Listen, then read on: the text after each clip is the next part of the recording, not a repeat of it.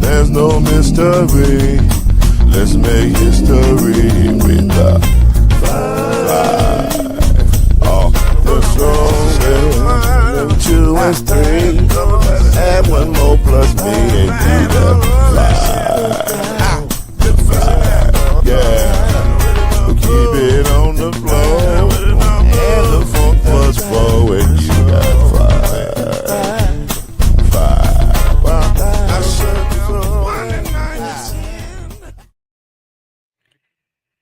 It is beautiful to be back.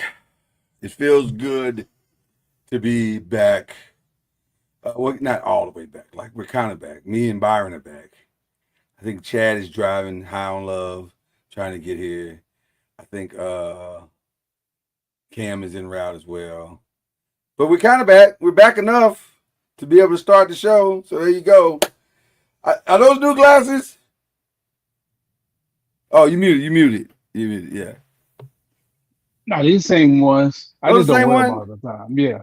Oh, okay, I was gonna say they look nice. I like them though. Thank you. But yeah, I like them. You make me want to put my glasses on, but I don't really want to though. I need to though. That's how I am. That's why I don't wear them all the time. I don't feel like going to get them. I don't either. I always feel like going to get them. So this is the 5, ladies and gentlemen. We're glad to be here with you. That is the incomparable Byron Lusby. I'm Lloyd Spence. We're glad to be here to bring you hopefully our take on what's happening in the world of sports. This is our season premiere. We are back in business, as they say. And so Hey, there he is. Byron likes to be in that bottom block for some reason. What's up? Good to see you, brother. Likewise. You look good, man. You look good. Thank you. Appreciate Everybody's looking good. Everybody's looking crisp. Yeah, I gotta counteract what you got going on. That's fine. It doesn't matter. It doesn't change anything. Doesn't change anything. We still fight. We all still. You see what the shirt says, right? Okay, so it doesn't change anything. We got 27 shirts to say that. Do you? Were they making shirts back then? Yeah. Somebody was making something. Was there things called championship shirts back then? I thought it was just, we talk a lot of trash on the 5. That's one of the things that we do, and we have a good time doing it. But we're going to have a good time as we always do on this show. Hopefully there's a lot of wonderful things happening and coming down the pike and changes. And hopefully this year we get to touch you guys. And I don't mean that in a weird way, pause. But like be out there with you and do some live remote stuff this year. So we're working on some stuff behind the scenes to get to you this year. So I'm excited about that. So as the show continues to grow and build, we hope that you continue to grow. Tell your friends, like, subscribe, and share as much as you possibly can to this particular podcast. Let's get it going. We got a lot to talk about. We've been gone for a minute, so we got a ton to talk about. I think we start with the breaking news. And the breaking news is, it's breaking because we was talking about it on this show for the first time, but it's not breaking because everybody's known all day long. But I will read it as it was stated today. And here it is. Wait a minute, let me pull it up. I have it right here. Or do I have it right here? I do have it. Okay, here we go. It said, 2 things. There were 2 things. I'm sorry. 2 things. The first is Adam Schefter says ESPN sources are telling him that 2-time Pro Bowl selection Bijan Robinson and the Falcons reached an agreement on a 3-year extension worth, wait for it, 3 years, $75 million that now makes him the highest paid running back in NFL history. He has a record $51 million guaranteed, including $37 million today when he signed the deal. That his agent, Nicole Lynn. First of all, I need to get a hold of Nicole Lynn because clearly she knows what she's doing. She's getting full paid out here. Let's be clear. And the Falcons have been working hard to finish up in recent days. So I need you to understand the statement that is the most, I don't want to say shocking, but the most impactful. He is the highest paid running back in NFL history. He is making more money than Barry Sanders, than Adrian Peterson, than Emmitt Smith, than LaDainian Tomlinson. We can keep going down the list, people. Bijan Robinson, who's been in the league all of 3 seasons, is now the highest paid. Now, to be fair, that's what the market says he's worth. And that's what the Falcons decide to pay him. Now, also to be fair, he is the best offensive weapon on the Falcons. Will we all agree with that? Yeah. Not even close. Not even close. 805 carries, 3,910 rushing yards, 198 catches, and 1,738 receiving yards, 34 total touchdowns, 2-time Pro Bowler, and a first-team All-Pro. Was he Rookie of the Year? I don't believe. Normally that goes to a quarterback. It probably went to a quarterback. I don't remember who it was, but 3. That's what he's done in 3 seasons. So he's tracking well to do some amazing historical things in his career. But also, 3 years, $75 million is the number that Atlanta came up with. Do you agree, gentlemen? And welcome Killer Cam to the building, ladies and gentlemen. Freshly shaved, too. I'm looking at that dome. That dome is looking good, boy. Getting my Byron on. That dome is clean, boy. That Byron keep his dome clean. I'm the one that don't be doming it up all the time.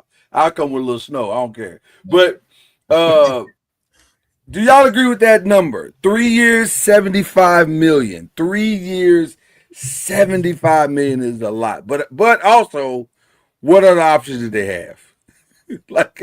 Yeah. I mean, he's a detriment of not having a quarterback. So yeah, he is their primary weapon, and I think he deserves it, man. They don't have a quarterback? They haven't had one for quite a while. I'm talking about right now. It remains to be seen. Ooh, we get back to that in a minute. We'll get back to that in a minute. Okay. So I mean, he's the bright spot that they've had for a while, and that's what the market says he's worth. So I mean, now that's the question. That is the question. Did the market say that? I mean, Byron saying yes. Tell us why, Byron. Tell us why you said the market is saying that. Look at the numbers he's putting up. I mean, other than Saquon, who else? I mean, you could try to lowball him, then they'll leave. Yeah. So, you can tag him, but I mean, why? If you like he's your guy and you like him, just go on and pay him. Just go on and pay him. You hear that, Jerry Jones? If he's your guy and you like him, and he's going putting to up pay numbers, him. Pay him. What are you waiting for? Okay. Hopefully you got a good cap guy, so when you need relief, you can convert to salary. Convert salary to signing bonus, all that other stuff. But I mean, that ain't his problem to work out. That's he's done his part. Yeah, his job is to get the money. Yeah. Cam, is that number all right? You all right with that number? 3 years, $75 million. I think it's kind of steep. I think it's a lot. But if somebody's going to get it, he's the one. Right? He's the one. Yeah. Reset the market then. Yeah, I think for that team though too, because they don't have to pay a quarterback, they're able to do that. Not every team in not every cap situation is like that. Yeah, and they may not have to pay a quarterback for quite some time. Yeah, because both of these guys are on prove-its. Yeah, exactly. Real talk, they're on prove-it. So we'll see. We'll see what happens. I was shocked by the number. I'll be honest with you. I was like, ooh, $25 million a year, Lord Jesus. But also, what's the next closest thing to that? Saquon. I think Saquon's at 5th. He's not that high, is he? Is it? Where is Saquon at? That's now I got it. Now I gotta know. He signed a 2-year for 41.2 Okay, so he's at with 20. 36 in total guarantees. Okay. So yeah, And Bajan got 51 in guarantee, 51 and 37 up front. Yeah. Woo, Yeah. it's good. It's a good day. he's worked it. I mean, you pay him to be a running back or a receiver at the backfield. He does both. Well, that's the thing. That's the part that nobody's really talking about. Because we weren't doing that. We weren't paying guys for both skill sets. He, to my knowledge, and Byron, you correct me if I'm wrong, but he's the first guy that it seems like he got paid for both skill sets. No. For Usually the guys that get paid can do both. Saquon can do both. Jameer is gonna get his. He can do both. You're not. Is Jameer going? Are they going to overpay for Jameer? Yes. Yeah. I mean, I don't know. I mean, I guess you could say overpay, but that's like I said, that's the going rate. Well, they almost don't have a choice though because of the circumstances. Because they're one of their guys is gone. Like Jameer is not nearly as big as, he plays little, but he's big. He's a lot bigger than people think. But I think the thing that makes them have to pay is because boy left. The number 2 left, right? He went to Denver. Was it Denver? No, it's not Denver. I forgot. We'll ladies and gentlemen, we'll come. Houston. He went to Houston. So yeah, that's right. They're in a one-back system right now. So they almost have to do. They got to do exactly what Atlanta did and take care of the talent. Well, the problem with Detroit is their window closed because they had an open window for 2-3 years. Where they didn't have to pay nobody like that. Closed? Yeah, it's closed. Yes. Yeah, it's closed. Like I would agree. Agree with you. Green Bay and Chicago were getting better. Their window was closed. Yeah. Minnesota's getting better. The Rams, yeah. And the Rams out west. It's gonna be hard. It's gonna be hard for Minnesota. Around Halloween, when that monster come back, it's gonna be a wrap for everybody. You know what's funny? Detroit really is that team that if the window ever opens, they have to go all in because they may not ever get another shot. Because history says they don't get many shots, so they got to go in when the window opens. So I don't think I disagree with that. Fascinating situation, but not the only one that took place today. In addition to Bijan Robinson, yeah. History also said it's dumb to go for it on 4th down all the time too. So yeah, your window's closed because of some of the stupidity. Well, it may be close to the offensive coordinator left. Well, there's a couple of factors now that we're throwing out. Yeah, there's a couple of factors we're talking about now. Can we stay there for just a second? Because where's the tolerance level now, do you think? Where do you think the tolerance level is for ownership for those 4th down failures? Now that you said, like you guys are saying, the window is either closed or maybe quickly closing. Like if it's cracked, if it's closed, if it's open, it's like just an inch open. I think he's open wide. I think he's on the hot seat. I think he's on the hot seat. I would have had them discussions with him. That's been one of the first things I discussed. Like, we can't be this reckless. Like, we don't have the margin of error that we used to have. So yeah, I definitely think we gotta play this closer to the vest, and it's okay to punt. It is. It's actually a part of the game. That's one of the things that Coach Dungy had to, with Peyton. He was like, "It's okay to punt. We're going to get you the ball back. Yeah. Punt it, and then we'll play good defense." You literally hired a guy who sits on the sideline and his only job is to punt. That's how important it is to the game. So use it. It's there for you. There should be somebody in the box analytically telling you, like, we don't have to go for all of them. Mm-hmm. Like, but the analysts say punt in this situation. They don't always say go.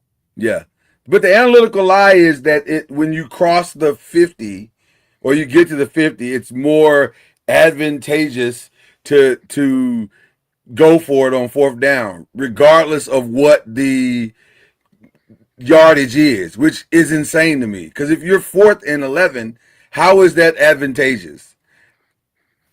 Help me understand. Yeah. I mean, we haven't seen a team win like this.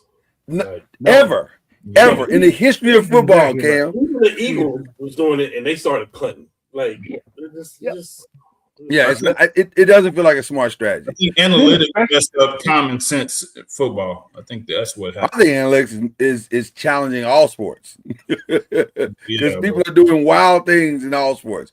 The second deal that went down today, Zay Flowers got a $35 million per year extension.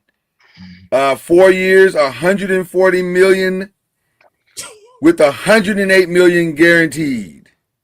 That makes him the fourth highest paid receiver in the NFL behind Jackson Smith and Jigba at 42.1, Jamar Chase at 40, Drake London at 35, and Zay Flowers is now at 35. Well, technically Drake London is at 35.25. And then Zay Flowers is at 35. Justin Jefferson. So he matched Justin Jefferson at 35, and CeeDee Lamb is at 34.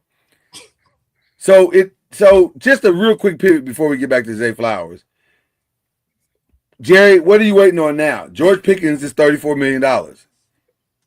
You can't pay him more than CeeDee Lamb, so it's $34 million. That's his cap. Or it's 33.5. It's somewhere in there. This should take 10 minutes. You could probably do this over lunch. So I don't know what's taking so long with that deal. And 90 million guaranteed. Is that enough? That's what it's gonna have to be. Yeah, it's enough. I mean, the nightmare scenario for Jerry, and then we'll get back to Zay, is that someone else signs a deal that is less talented, if I can say it that way. That's a harsh way to say it, but they're less talented than George Pickens and balloons the number. Yeah, that's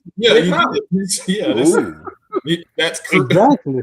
Yeah, that's what I happened. can think of like 9 or 10 guys that are So you guys agree with Antonio Brown?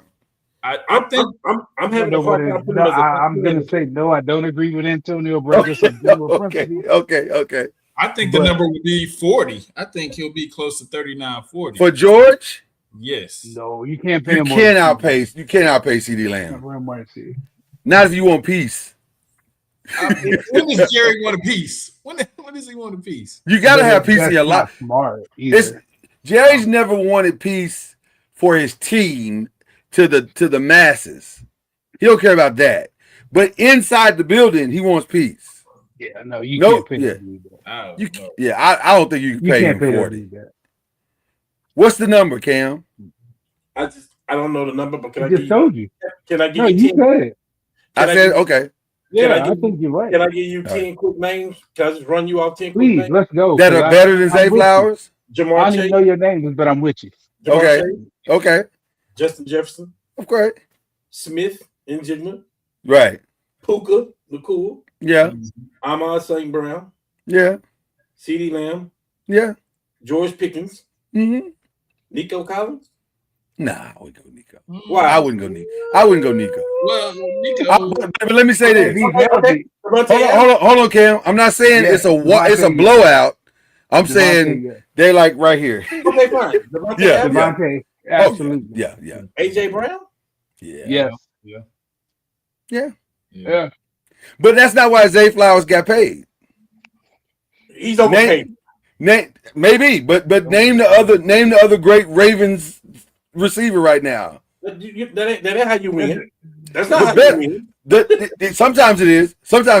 Win. Sometimes you're the best on your squad, and you get like Christian Kirk. Kirk is a good receiver, and he's trending the right direction. That's another bad contract. I didn't say that. I agree. I didn't say that ain't how you get paid. I said that's not how you win. You brought. That's a different conversation. No, that's a different. Right. That's a different conversation. Okay. Yeah. Well, excuse me. I'd argue your receiver is better than him. Malik Yeah. Correct. If Zay Flowers was more Steve Smith, he's not. No, I said if he was, I'd pay him that money. But because he's not as physical as Steve Smith, who say it again? I take Pierce before I took him. It's hard to argue against that. God, dog. Because Zay Flowers is a one-trick pony. That's the problem. What is his trick? He can sometimes beat you deep. That's it. But you sometimes. You got all the time. Too much. Now, he was overpaid. apparently that's worth $108 million. Too much and he was overpaid. You're not paying it for your team right now. You're not. Absolutely not. Okay, Absolutely then. not. Overpaid. Absolutely. That might have been one of the reasons why Harbaugh left. He's like, I got to pay this dude $108 million. I'm out. That's not. You're not This getting. might. You're Hey, not this getting is your on bang for another your buck. subject. Byron, this is another subject, but this may be a blessing in disguise for Harbaugh to get out of that mess, in my opinion. I think it is because you're finna be in a competition with the quarterback. And that's not what you want because now it's a players' league. So, like the fact that Harbaugh was able to escape that mess over there, I say mess because they weren't seeing eye to eye. Let me go to a franchise that needs me. Yeah. It just depends on what you think of I'm Harbaugh. pretty sure Lloyd ain't arguing about that at all. Hey, Sure. we're good. It depends on what you think We're of good. Harbaugh as a coach. I'm not. Yeah. I'm not on the I think Harbaugh it's as a great coach train. I think it's a vast overpayment, but we'll see. We'll see what. It's a little high. It's a little high. Not like the GM. Like this could cost the GM his job. I think I can name some second receivers that may be better than him too. That's the problem I'm Absolutely. having right now. That's the problem I'm having right now. I take T. Higgins before I took him. Take Yeah. who? T. Higgins. T. Higgins. That's a number Yeah. two. God, dog, you right about that. And we taking Pickens too. Yeah. Who's Yeah. Chicago's receivers? It's never good. It's never good when you show up to the ballpark to play the 5-on-5 and 3 games go by and nobody picks you. You might be able to hoop, but they're looking at you size-wise and skill-wise and saying, there are guys that I can win with better. Because that's what's happening with Zay Flowers. He does not look the part and he does not consistently play the part. And so because he doesn't, it's like this feels more like a Ravens panic move. And also, Lamar loves Zay. So maybe this is their way of placating Lamar. Because really, here's the thing. The offseason move that the Ravens need to make to move their franchise forward is to lock Lamar in at a number because that stretches out and gives them the flexibility they need to build out the team. Until Lamar locks in, you go look at the numbers, it's really problematic not to have him under a long-term contract. So what you're saying is this is a Luka Doncic, Austin Reeves contract. It is for sure. Okay. And we'll see what happens with it because they bragging about this new 11 thing that they got and it's gonna work and blah blah blah. Okay, we'll see. I mean, hey, we'll see. But that's a lot of money to play a receiver that has not. No, I noticed that they didn't put up Zay's numbers. Well, here's the other thing though, to that, and Byron probably this is probably Byron's struggle with it too. Like, what is the Ravens' identity? That's not even part of their identity of what they do. Like, why am I investing that much in something that's not my identity? And he's not a number one. Like he don't. Yes. He don't make number one receiver plays. Like if you look at Jordan, he's more Jordan Addison. He's more like Jordan Addison than he is a number one. He's not a number one type dude. Yeah. We say, Chad. I said he's a number one by default because he's on that squad. Right. Yeah. Okay, and you don't have to break the bank to a default. Well, really, you pay him what he's worth. Well, really, the number one receiver for the Ravens is now a Giant in Isaiah Likely. That's bad. That was their best receiver, and he's not there anymore. So I guess they said, well, we got to have a number one. I'm not gonna swoop that low and say that. Am I wrong? Yes. Okay. So you'd rather have Zay Flowers over Isaiah Likely? I didn't say that. I'm just saying he went their number one. That's all I'm saying. Zay Flowers was their number one receiver last year. I mean, that's clear. By default, not by productivity. Yeah, but you saying by default, but Likely was there too. He was better than. That's what I'm saying. Not by productivity. Now Isaiah, if I remember correctly, Isaiah had a little bit because of injury, had a little bit down stuff last year. But if you look at the totality of the whole experience with Zay and Isaiah together, Isaiah was better.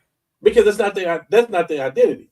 Well, that's the point. But that's the point. You and I are making the same point. I don't know why you're paying him this money.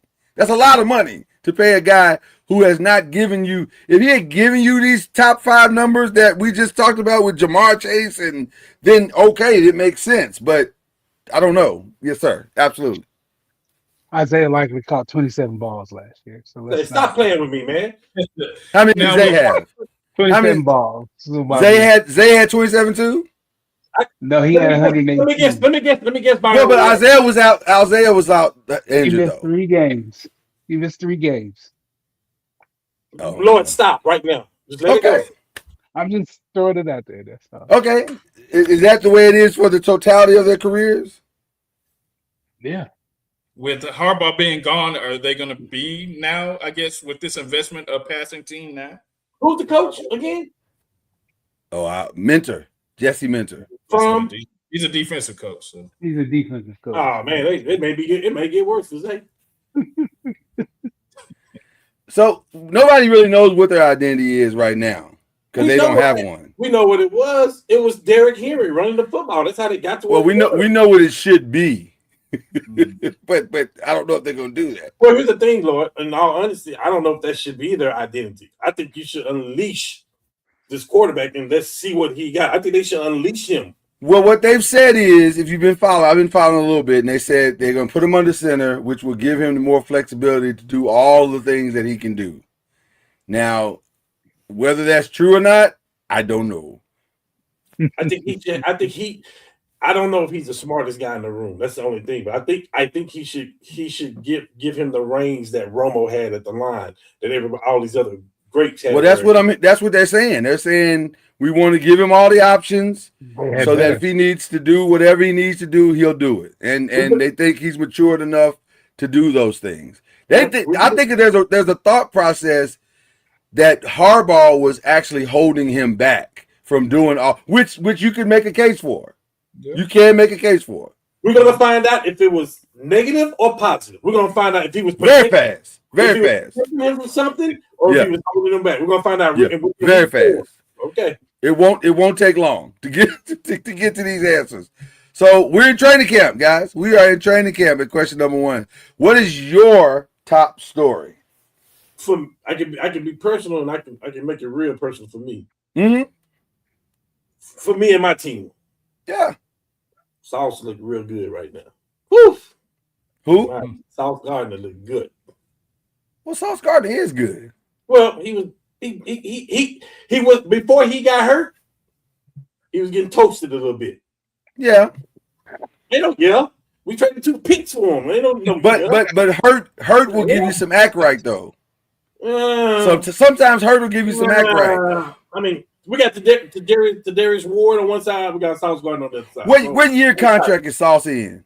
Is he up for a new one? They extended him when he came over. They did extend him? Okay, well, listen. Maybe he feels a sense of gratitude. And now he's gonna step his game up. So the biggest storyline. Okay, let me get out my feelings. The biggest storyline. That's good. That's a big storyline though. Well, now really the biggest storyline for me is it's gotta be this monster that may come back to Los Angeles for me. Oh my God, you must have been reading my notes because that's literally what I put. Aaron Donald's potential return. Between him and Pickens, that's the biggest storyline. Well, because Aaron Donald's return will essentially decide who wins the Super Bowl. like the Rams are gonna win it anyway. And that also may be true, that also may. Will they have a 3-man pass rusher too? If you put them on the same side, I don't know what. Please let it. And they just went and got the Chiefs. They got McDuffie from the Chiefs, right? Yeah, that's crazy. Yeah, they acted a fool. They out there. Safety. Just think if they didn't waste that Ty Simpson pick and got Ruben Bain, it would have been even more. I think it would have been even more scary. I don't call that a waste. I don't know if it's a waste because they got to get ready for the future at some point. Yeah. But they got to get ready for the future. Now I don't know if he's the future, but Chad may be saying right. Going all in. But Chad, they had to. You don't know. You don't take Ruben Bain that high though. Huh? You don't take Ruben Bain that high. I agree. And plus, they traded all their future picks, so you got to get your quarterback now, whoever you think that is. Well, hopefully, I like Bain. That arm length is a real deal because if you look at numbers, it hasn't been. Them dudes they don't turn out. So it'll be interesting to see if he's the one that does. Yeah. And what will make him successful. But them short arm Like them 6'7" tackles, they just cover them dudes. I mean, if you got Myles Garrett and I may get him too. Aaron Donald, I'm with Chad. I mean, he was a nightmare at Miami. So I don't know. I'm a Ruben Bain guy too. I like him too, but that's a big concern to me. The last thing you want to do though is not know in the next 4 years what you got at the quarterback position. I agree 100%. That's listen, 1000%. Yeah, that's for sure. So yeah, mine is Aaron Donald too. Now, if he's got talented, you got to take that. I'm with Cam on that. If you think he's talented, yeah, if you think he's talented, you got to take him. You got to take him. 100%. Because like he said, you don't have no picks. Well, what is the future quarterback is though? We know who the Rams' future quarterback is. We know how this thing is going to play out. Like ultimately, because the Cincinnati ain't gonna pay this guy. This guy ultimately is going to be. Oh my God! Listen, I don't agree with it. We just got back. We just got back. I don't agree with it, but we know how this is shaping up. We know. I think he's gonna leave. He'll get tired of them before they not pay him. Either way, I can see him leaving though. Okay, but let me ask you a question. Since we're here, because that's definitely one of the top stories. Since we're here, is it possible Cincinnati can get tired of him too? Because you only get as good as your availability sometimes. And let's keep it gangster. He ain't always available. They had one. We can say that for a few people. But let's stay with this one. But they've invested so much money to make him successful. So if he leaves, then you've got all this stuff you pay for on offense. It's a domino. If he leaves, the dominoes fall. Yeah, then chasing them, they're not gonna be happy. Then what? Yeah. Okay. My thing is the Rams, they're not afraid to trade for a quarterback. And there's a certain quarterback that's disgruntled with his organization right now in Baker Mayfield. At some point, could that be revisited? That's what I'm saying. Tampa Bay going to work that out really quick. Let me tell you that right now.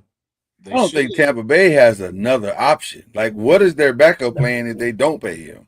Tampa Bay's going to work that out. Deshaun Watson? They're waiting to see what's going to happen, and then they're yeah, I'm with Cam. This is just part of the game that he don't want to play. He'll get a little bit more than the 3 year, $100 million. He'll get a little bit more than that, which he I guess he deserved that for what he's done the last 2 years. So like they'll come with a good number. That's I agree. This is part of it though. Yeah. Yep. Byron, what's your top story? Let's get through with training injuries. I want to see who comes out healthy. That's the thing. The rest of this stuff we talking about, yeah, that's great in these preseason games. Yeah, everybody looks good. Yeah. There's so many times in training camp, the person that looks good in camp ain't the person that evolves into the guy. Like we drafted a receiver, Levon Brazil. Probably Cam might have heard of him. It was him and T.Y. And up from the time we drafted him till the first game, Levon was better. But T.Y., when the lights came on, T.Y. did what T.Y. does, and Levon didn't do it. Wow. So, I mean, all of this stuff is great, but until the lights start shining, you really don't know. So, the thing with me is health. Okay. You know, a lot of these teams ain't deep, and they one injury away from being in trouble. So, yeah. You know, who was it? The Falcons' second-year pass rusher supposedly tore his knee up. It's like he's out, right? He's out for the season, right? Yeah. So who can avoid that? Okay, Chad, what's your top story? My thing is the position battles, and also Christian Parker and his new defensive scheme. How is that going to work with the Cowboys? How are they going to be able to pick it up the way that they need? That's your top story. I said position battles. I lit off with position battle, and I turned the corner, and I said, "There you go." You turned quick to that Cowboy road. Get him off you, Chad. You turned quick to that Cowboy road. I'm just letting you say it. Gonna be some people that the position. You turned the Cowboy road like you was about to miss your exit. Sometimes you got to turn, man. Real talk. That is. If you listen to ESPN and you believe ESPN, that's the hottest story on planet Earth right now. Can the Cowboys defense hold up? You gotta wait till the game scare. I mean, they look great in camp. Yeah. Yeah. Everybody looks great in camp. Everybody's a superstar in camp. Yeah. Like you They said, look like good in Byron the said, preseason. injuries could change something real quick. So Yeah. I got a lot of friends out there at camp with them, and they saying that they saying no corners over there are giving those receivers the business. Okay. That's a good thing. That's Yeah. a good thing. yeah, it is. That's a good thing. You talked about battles, Chad. Let's talk about some of these QB battles. No, That's you didn't. definitely You didn't tell us who yours. no. My Aaron Donald. Aaron Donald. That's mine. Can I Because sneak one more in there? you can absolutely sneak it. I count on it because Jason Tatum. You may want Who? to call Patrick Mahomes because I'm not feeling this. It's not worth it to me. I'm telling you that right now. It's not worth it to me.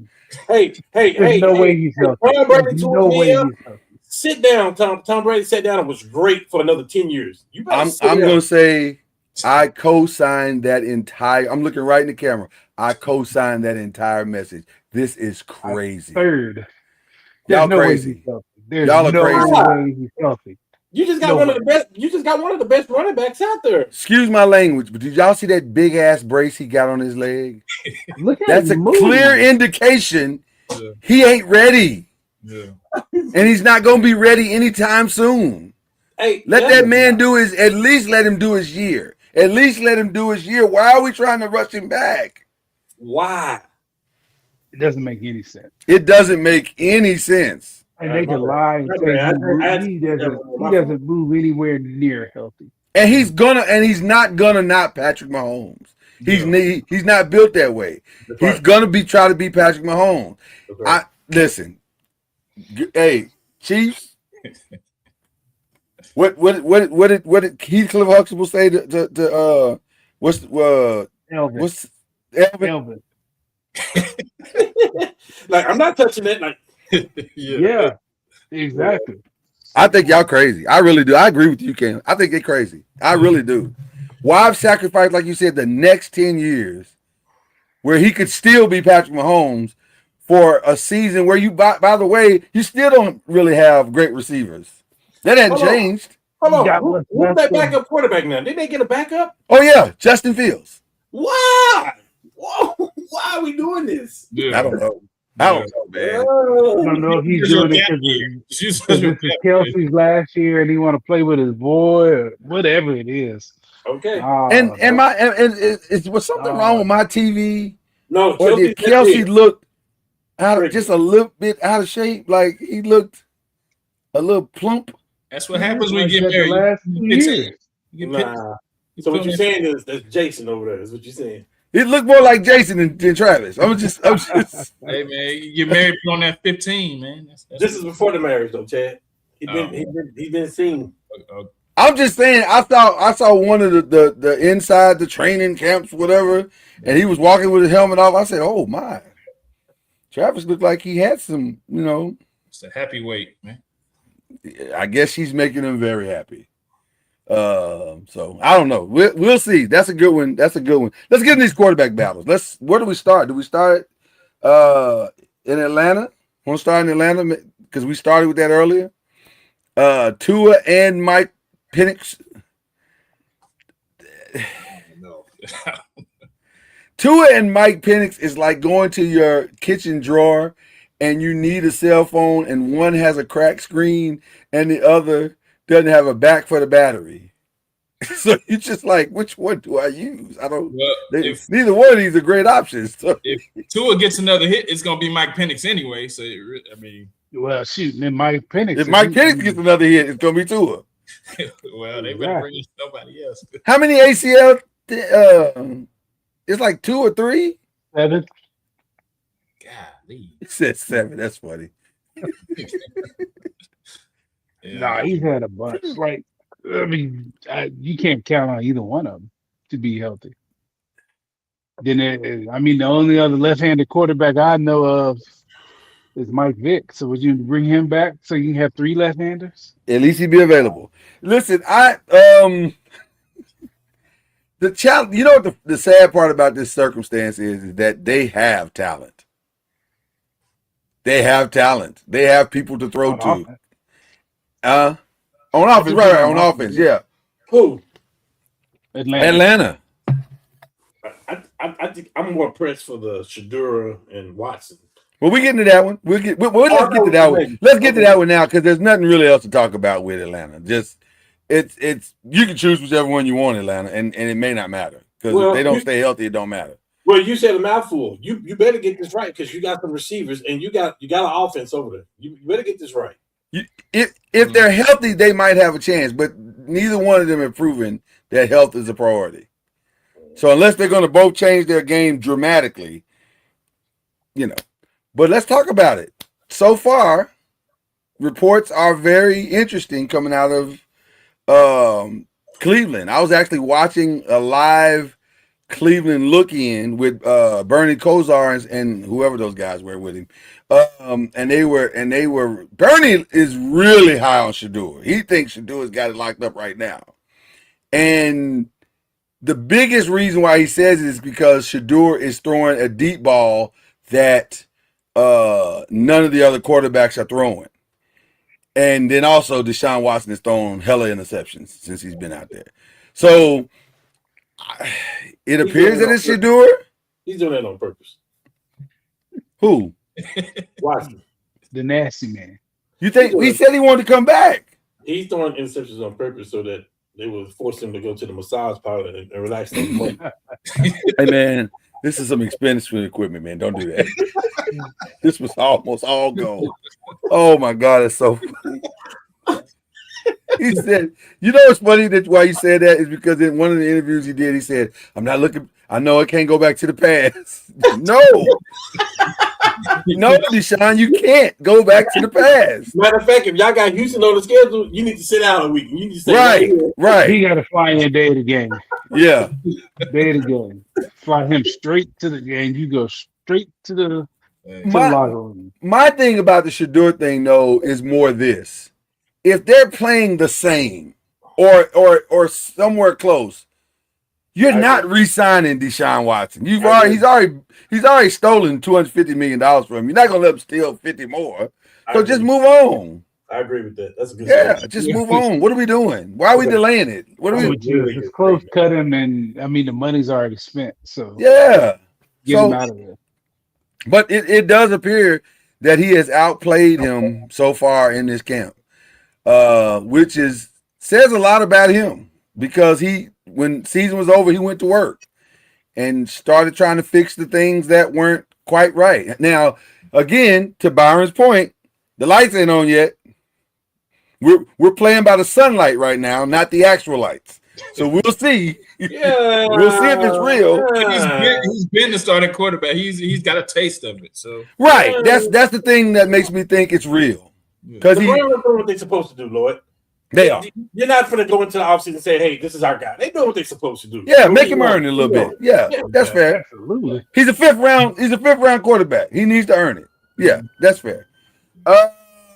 Also, I almost don't even want to report on this because it's. I don't think this young man is aware that he's not in a quarterback battle. But in Minnesota, there's a quarterback battle going on between J.J. McCarthy and Kyler Murray, but not really. It's really just J.J. McCarthy and himself. It's already decided. JJ need to. Hopefully he ain't buying. Hopefully he's renting. Here's how I knew that Kyler Murray was the starter. I watched SummerSlam this weekend, Byron. Justin Jefferson was thrilled. he looked worry free. No. He did the introduction to the main event and he stood on the table and he was smiling from ear to ear. He looked so happy and at peace. That's what you are when you have a quarterback. You cannot do what you did last year and he couldn't get the ball. You can't do that. No, without question. Me and Laura were talking. I'm like, I'm going to start forcing the ball. I don't care about those picks. I'm going to force the ball to Jefferson. Like he's that talented. Like, I'm putting it in his general area every time. I don't really care. You got a guy that can get open. Like it's hard to get him the ball. Yeah, got to. So I think that's done.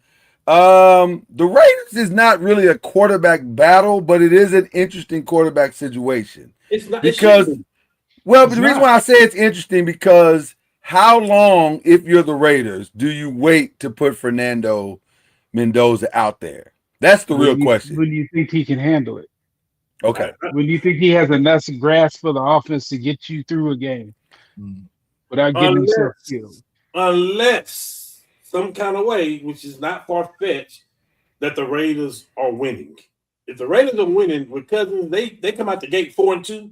You can't. Then he doesn't play for a while. The only person we saw make that change was when they took Justin Fields out and they were winning, and I'm like, right, that didn't make sense. Yeah. They're losing. I give it to week 4.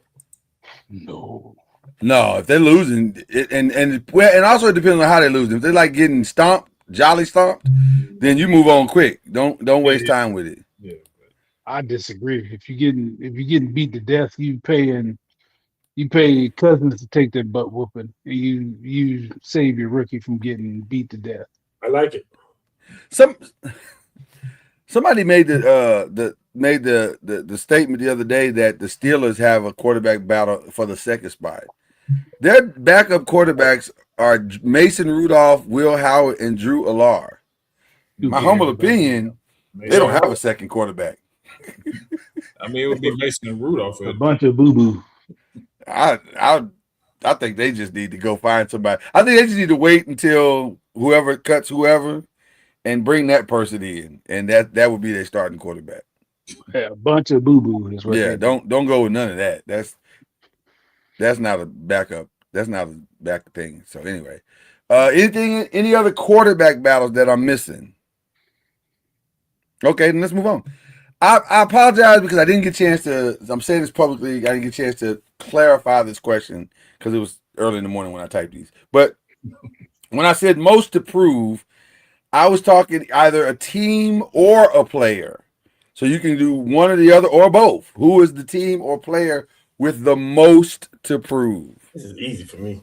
I want to hear what y'all say. I got 2. Okay, go for it. Mine is on the same team, and the player in the team is on the same thing. Okay. Whoever wants to go first. Lamar Jackson and my man in Buffalo. Y'all on the clock. I got the same thing. I got y'all Buffalo on the clock. Y'all are on the clock. Yeah. Because I'm tired of hearing Josh is the greatest thing in the clock, bro. And he got his coach fired. Okay. Well, actually, they both did. They both did. Yeah, for sure. Yeah. Let's go. What you got? My love for Lamar is not hidden on this show, but also facts. It's time. It's time. It's time. Yeah, definitely. You can't be forcing coaches out and then not win. It's time. Especially last year, it was set up. Mahomes is out. Mm-hmm. There was a clear path. Quarterback in New England. There was a clear path. Drew Lock in Denver, and you can't get neither one of y'all get past neither one of them. Yeah. Yeah. Okay. I'm gonna go a different route. You going to Pittsburgh? No. There's nothing to prove. They're not winning. They're not winning. I think the player with the most to prove, as crazy as this is going to sound, and I don't think he can prove it. I'm going to start by saying that. I think it's Jaden Daniels because he came out the gate on fire. Mm-hmm. So is it real or just an alignment of the stars that worked out in your favor? Now, him not being able to prove it may not be his fault because they may not have any pieces to do it. But he needs to at least get back to what he was. So that's one of my players. And then, of course, the other is obvious, Caleb Williams. They won a lot. Come on, Cam. They won a lot of one-score games. And now he's the second coming. He's the second savior. Him and CM Punk are the second saviors. So is it live or is it real or is it not real? Can I go back to something you said earlier? 100%. You talking about who? You talking about you talking about the Raiders? You talking about how did they lose the game? You talking about there's a lot of 1-point wins. A lot of those games was Caleb Williams bringing that team back. I agree. So what does he got to prove? The reason why he had to bring them back is because while he was dynamic in the clutch, when you look at the numbers, it wasn't great in the intermediate routes, in the shorter routes, in the simple routes. He was not great. So he's got to show that he can not just be clutch when it's time to be clutch, but he can go make those other throws as well, and not getting these 1-point scores. It wasn't great. It wasn't bad either though.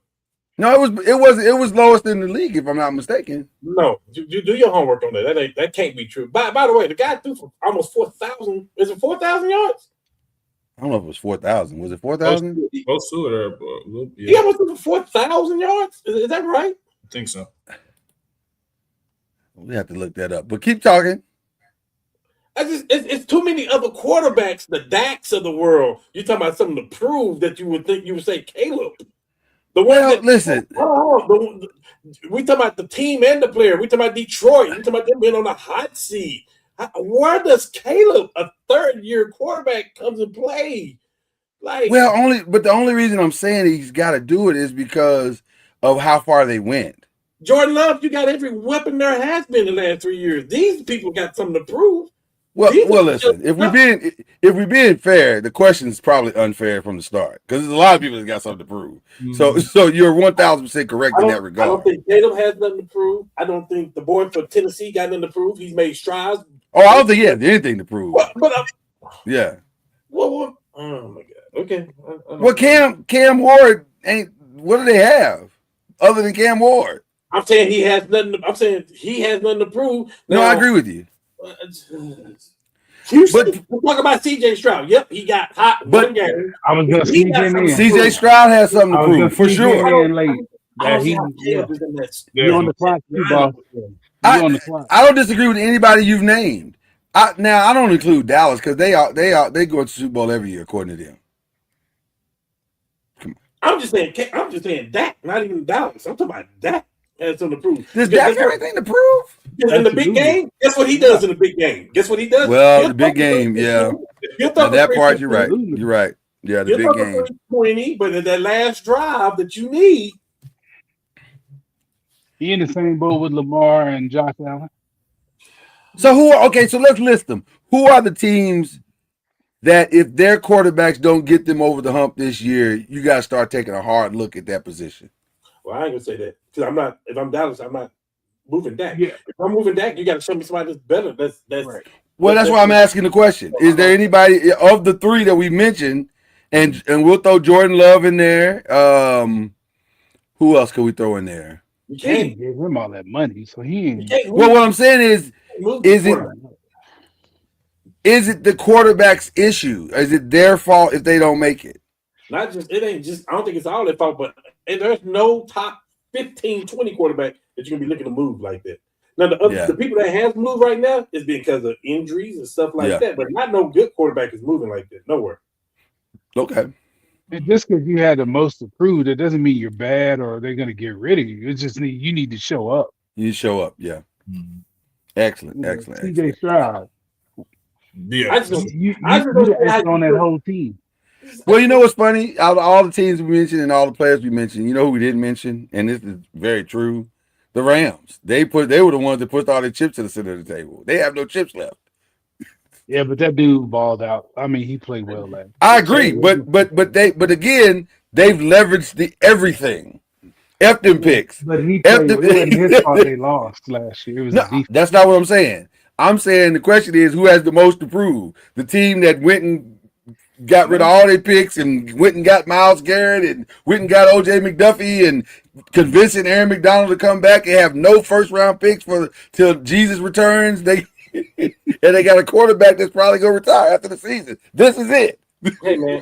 This is it. Caleb Williams was 60 yards short of 4,000 last year. I don't think 27 touchdowns. Which makes him he's got to be, if not the all-time, that's got to be the best. I don't remember a quarterback playing better than that Chicago. 27 touchdowns and 7 interceptions. Yeah. Yes. And he's at a new yes. What is his QBR? What is his QBR? No, I think it's 58.2. Yeah, but he's learning a new system and had a new coach. So I agree. Those things I'm not arguing. I'm saying he's got to keep going that way. He's doing great. He had a great season. It was an outstanding season. Now let's take the next. Now everybody's going to be. I'm telling you. And the thing that makes it interesting is that they get a harder schedule this season. In fact, if I'm not mistaken, I think they have the hardest schedule. So the margin for error is tremendously shorter than it was last year. But was it him or was it the whole team outside of him? Yes. The answer to your question is yes. It was everybody. It's not just Caleb, but also you can't have 7 interceptions. Just like anybody, you can't have a lot of interceptions. Wait, hold on. That is great. Are you serious right now? That is fantastic. I mean, yeah, 7. I mean, that's not. Some people had 12. Peyton had years where he threw 7 in like 2 games. What was his QBR last year? 58.2. The grand scheme of things, 7 interceptions. Patrick Mahomes was a 68.5. Okay. That's not too far off. We're talking about one of the greatest in the game last year. Okay. I'm not saying it. What are you measuring by? Like, what is your measuring stick to say that he's on the seat? Like what? Like what? Hold on, Slappy. I ain't said nothing about no seats and all that Okay, stuff. well, not seat, but for right. to prove or whatever. Like, where is he at on this? I think he has some things to prove. Because everybody does. Everybody does. But what I'm saying is, I know. What I'm saying to you is this, and I don't think I'm wrong. When you have a season like he had that was so dynamic and so magnanimous, and everybody's singing your praises because you had all these fourth quarter last minute comebacks. The expectation is now, it's like Jaden Daniels. Jaden Daniels took his team his first year to the NFC Championship game. Now, so you come into the next season with the expectation of, if he got to the NFC Championship game, the only another step after that is the Super Bowl. Same thing for Caleb. There's no difference. You got him as far as you got him. Now you got to take him further. Jaden Daniels took a step backwards before the injuries. He took a step backwards, though. That's my point. Caleb has progressed every year. Caleb has progressed. He didn't take a step backwards. I think you're under the impression that I'm saying something negative when I'm not. No, I'm saying that the prove it is, can he keep it going? That's the thing. Can he keep going forward and build on the weak things that he had in his game from last year, turn those negatives into positives, and now all of a sudden you become what everybody said you were. You were the number one pick. So, but when you say that though, you ask the question to say which quarterbacks have the most to prove. I think that I said which teams or players have the most to prove. Before we say Caleb, I'm pretty sure that we can all agree with about maybe 10 other quarterbacks before we say Caleb, based off of what he's done.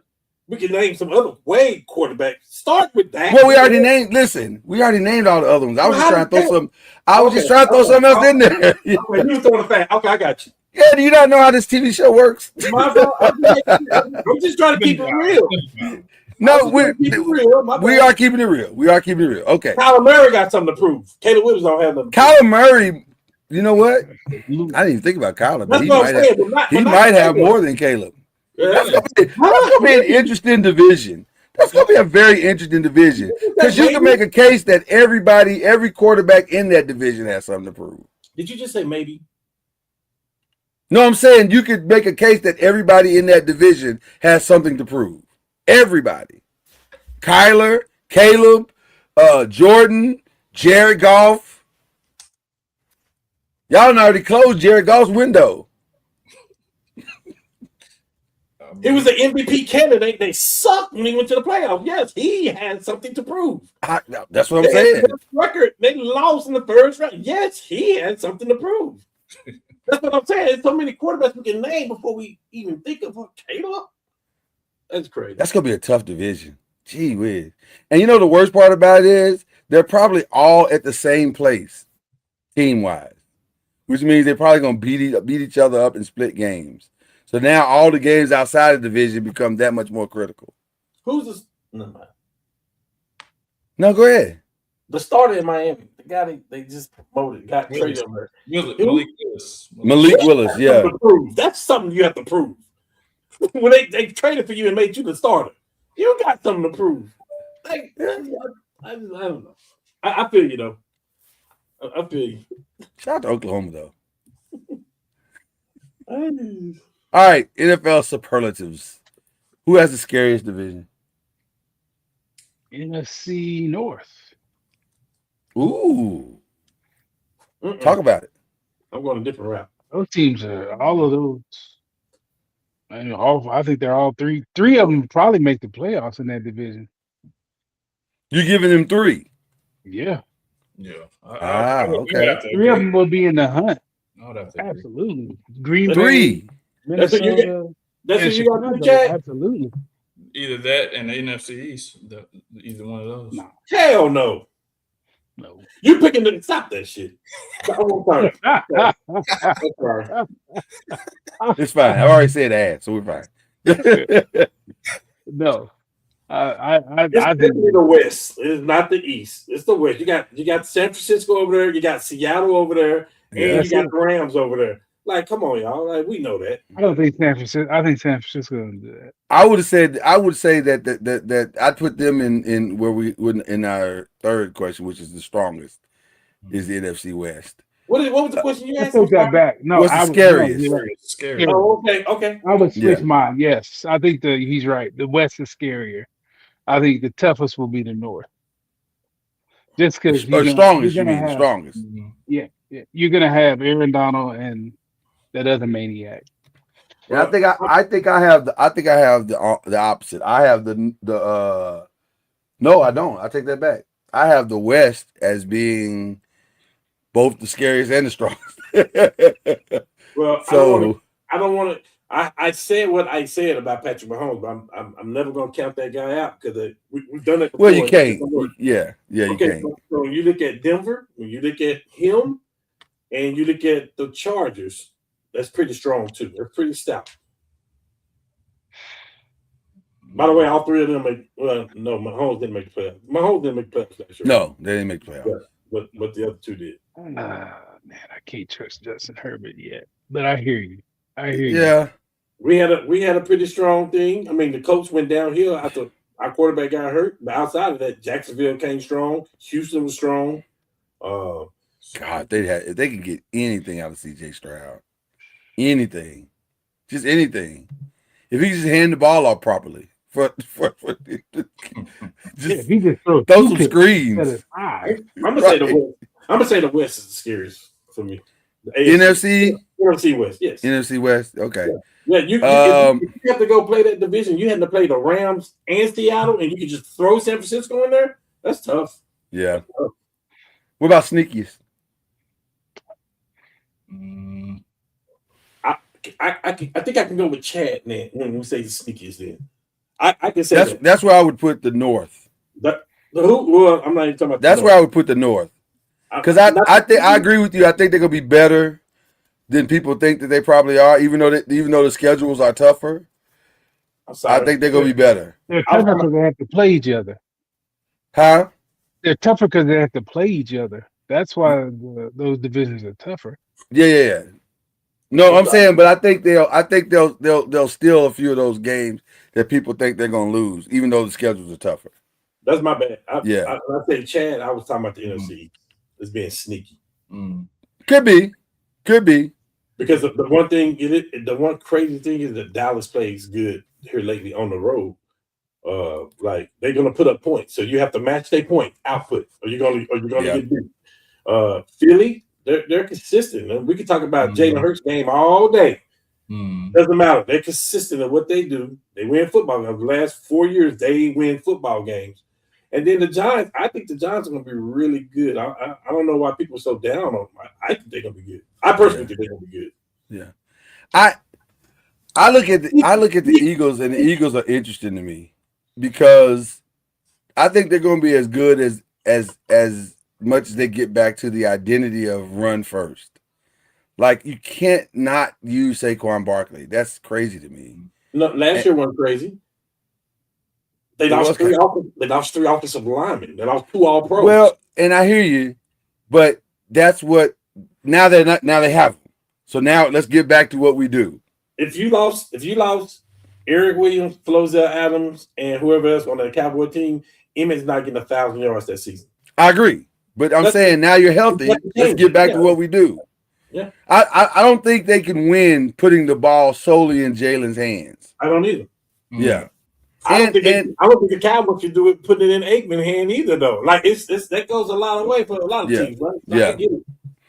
Well, especially with the teams that have such dominant running games, which is what the Philly has. And you got a quarterback that can run the ball. Not that you need to do that a lot, but still, it's a weapon. So, what's the weakest division? Weakest division is South. AFC. Maybe the NFC South. I would say AFC South. NFC South. Yeah. I mean NFC South. I'm sorry, NFC sure. South. Yeah, for sure. That's every 75% of the quarterbacks you don't know what you're gonna get. Tampa Bay won. The only one last year, didn't it? I was gonna say the only one that you kind of know what you got is Tampa Bay. Yeah. I mean, Carolina was trending up at one point. They almost won a division with a losing record last year, didn't it? That's what I'm saying. The only one you know that you got is Tampa Bay.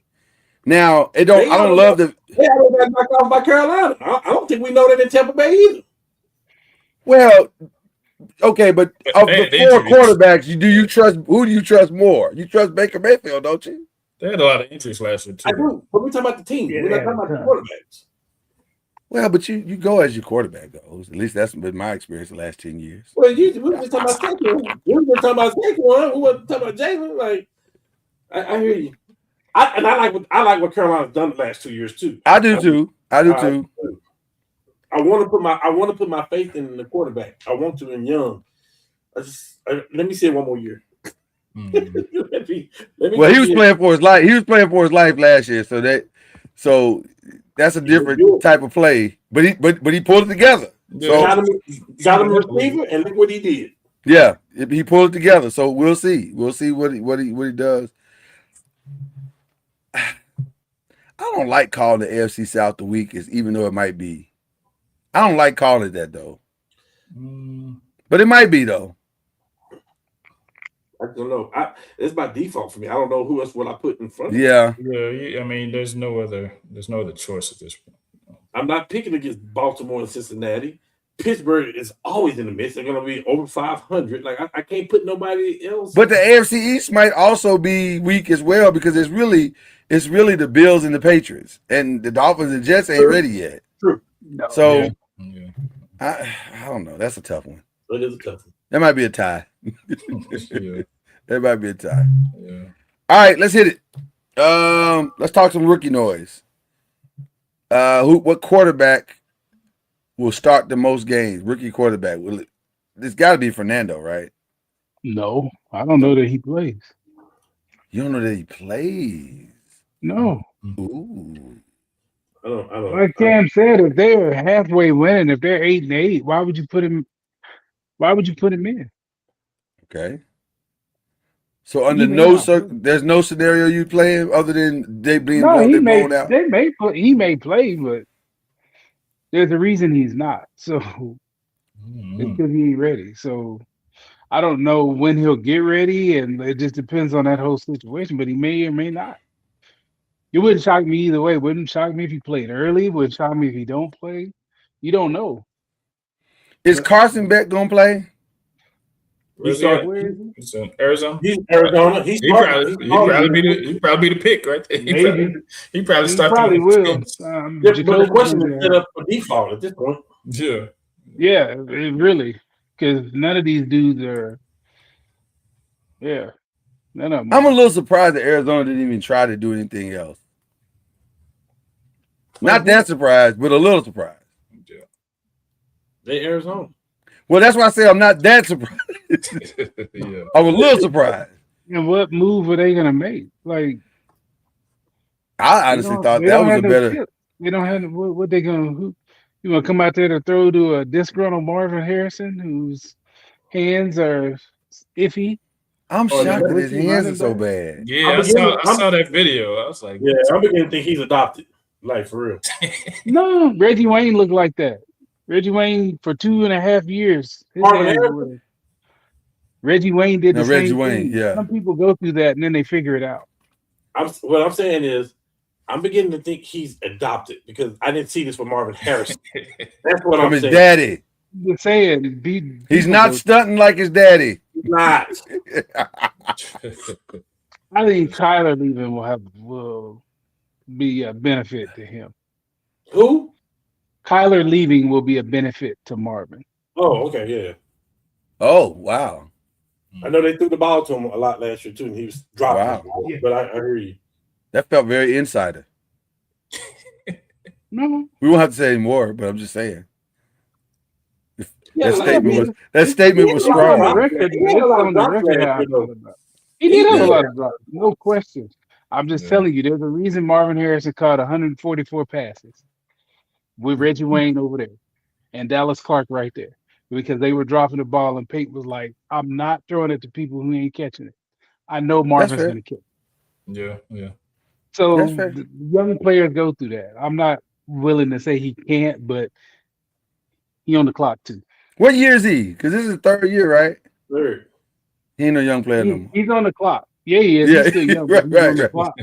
He's a young player on the clock. But it's You too, gotta it's too come on. talented. Ain't nobody getting rid of him. He's too talented. You're right about that. He can play for us right now. The upside is very the upside is very up. Yeah. It's very up. But he is All on right. the clock. You got Okay, that's fair. That's fair. Separate question: what offensive rookie is gonna make the most impact? What is his? I do like Carnell Tate with Ward. I think by the middle or second half of the season, they'll start to figure some things out. It's gonna take them a minute, but I think they'll get it. I don't know. It'll be somebody. It won't be none of the high picks because they're usually on bad teams. So Maybe the quarterbacks aren't going to play a lot. Maybe Jadarian Price, maybe in Seattle. Who? Maybe Jadarian Price. He's in a good situation. But he's going to be behind somebody. Yeah. Was it Charbonnet? Is it Charbonnet? I don't know. I think it's. I don't Isn't think Charbonnet off injured though? Yeah. I mean, I don't know that Love has enough in Arizona. I think hands down. I think it's Jeremiah Love. I think Jeremiah Love's gonna get his brakes beat off. That's who if I had to bet on somebody, that's who I would bet on just because he's really good. I just don't know what they have. I think he's gonna have an Ashton Genty type first season. Yeah, they're gonna stack the box for sure. Because with all due respect to Jacoby, I'm sure he's a fine man, but he has not proven that he can scare anybody. But if Marvin catches like 4 balls, if he catch a couple of deep ones, then it'll loosen. Then it'll open up. Then Jeremiah can have a day. Yeah, I agree with that. Marvin's got the talent to do it, so it's there. It's definitely there. If I had to bet money, I'd say Love. You say Love? Okay, all right. If I had to bet, yes, put an asterisk on. What about the other side of the ball on defense? Woo. This one's easy for me. Woo. Well, go ahead. I want to get somebody else here first, though. I want to seem crazy. If I believe everything that's coming out of our camp is going to be Arvell. Yeah, because they got him in the mix, and it's kind of funny because. Of course, you're gonna say Arvell Reese. Well, but that's what's happening. Like they have. I'm gonna tell you something. I'm still not 100% sold that Kayvon is gonna make the roster. Like I can still see, and they're saying all the right things. Harbaugh saying he loves them and they get along and this, that, and the other. I hear what you're saying. You do. But every reporter in New York and New Jersey are saying Arvell Reese and Abdul Carter are wrecking shop. Burns is not leaving the field. Tremaine is not leaving the field. Everybody can't play. I'm just saying. I could see a situation and a circumstance that leads to a conundrum. What you got, Byron? Let me think. You loved Bailey. Yeah, I do. yeah. He loves Bailey. I remember. I did. I do. I don't know. Only problem is he went to the Jets. That would make That, the most there impact. you go. There He's you gonna be go. on the field a lot. Yeah. A There lot. you go. I like Ruben Bain over there too, though. I do too. I Yeah. like Bain. I like Bain. Oh man. If I had to pick, we'll pick an edge rusher. Mm. Oh, I went a different route. Woo. I think I know who you're picking. I'm gonna take the Sooner. I'm gonna take R. Mason Thomas. From what I've Okay. heard. From what you been hearing. Okay. Who you going with, Cam? Whoever Chad going with. I do it. Yeah. Well, Chad's going with the Cowboy. He's going with Caleb Downs. Yeah. Yeah, I am. I am. Me too. Yeah, That was easy. I am. That was easy. For the defense to be better, he has to have an impact. I mean, he has to have. That's a lot of pressure on a rookie, ain't it?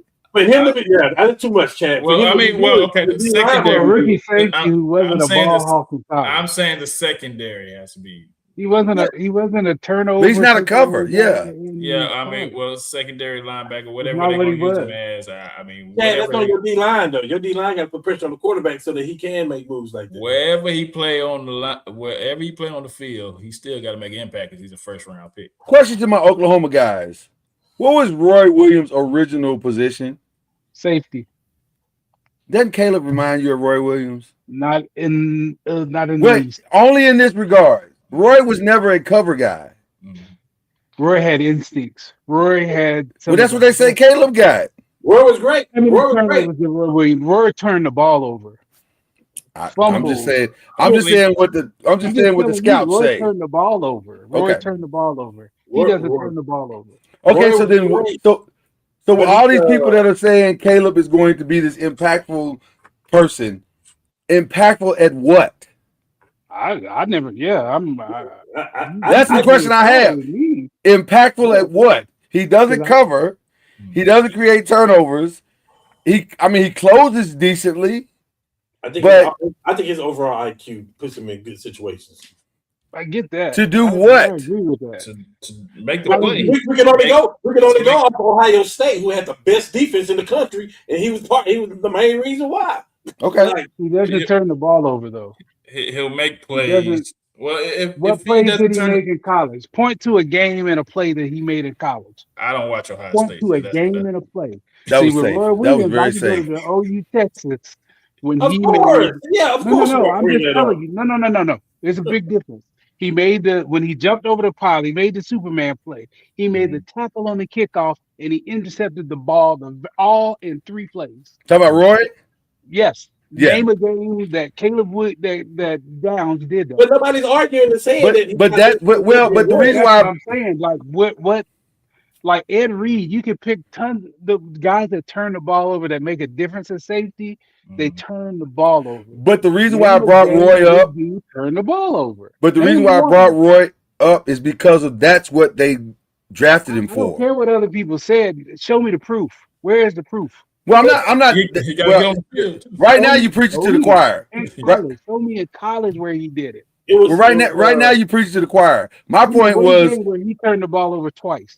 So basically, every team in the NFL had him on top of their board. I'm not that's not what I don't care. I understand what you're saying. I'm saying my opinion on it. That these people are way smarter in the room than I am. I'm just saying it's a reason. Are they? Yes, it's a reason why they had him that high on the board, though.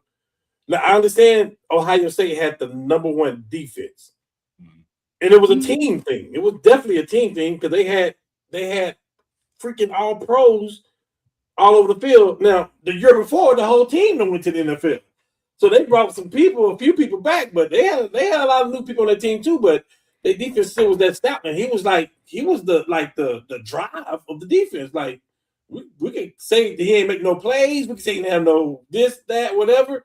People was avoiding him.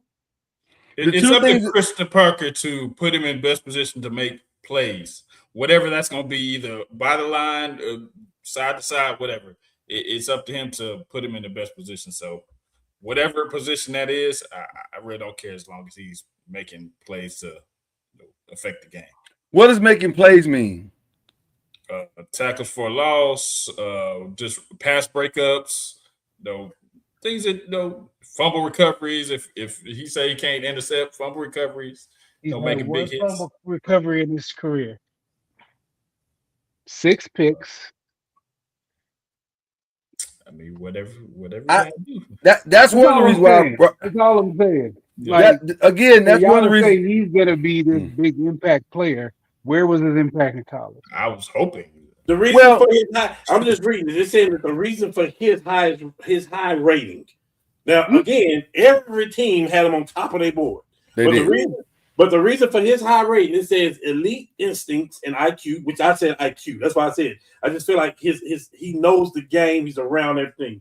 It says his positional versatility, which means you can line him up all around, Darwin James, whatever you want to call it. You can move him around. Okay. Proven production, and Byron said he ain't done anything. It says made elite football. He's maintained elite pro football focus grades throughout his college career, showing a very low miss rate on tackles and strong coverage skills. Well, that's what I said. Well, I don't know about the cover skills. Yeah, I don't know about the cover skills, but I do know he closes well. If you look at the tape, he closes well on tackles. Yes, 1,000%.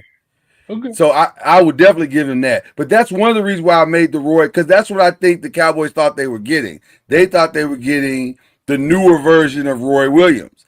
And I was like, even when they bring up the draft and the comparison and all that, I never heard the Roy Williams thing. Well, but that's what he is. Because what else would if he's not a true cover and he's not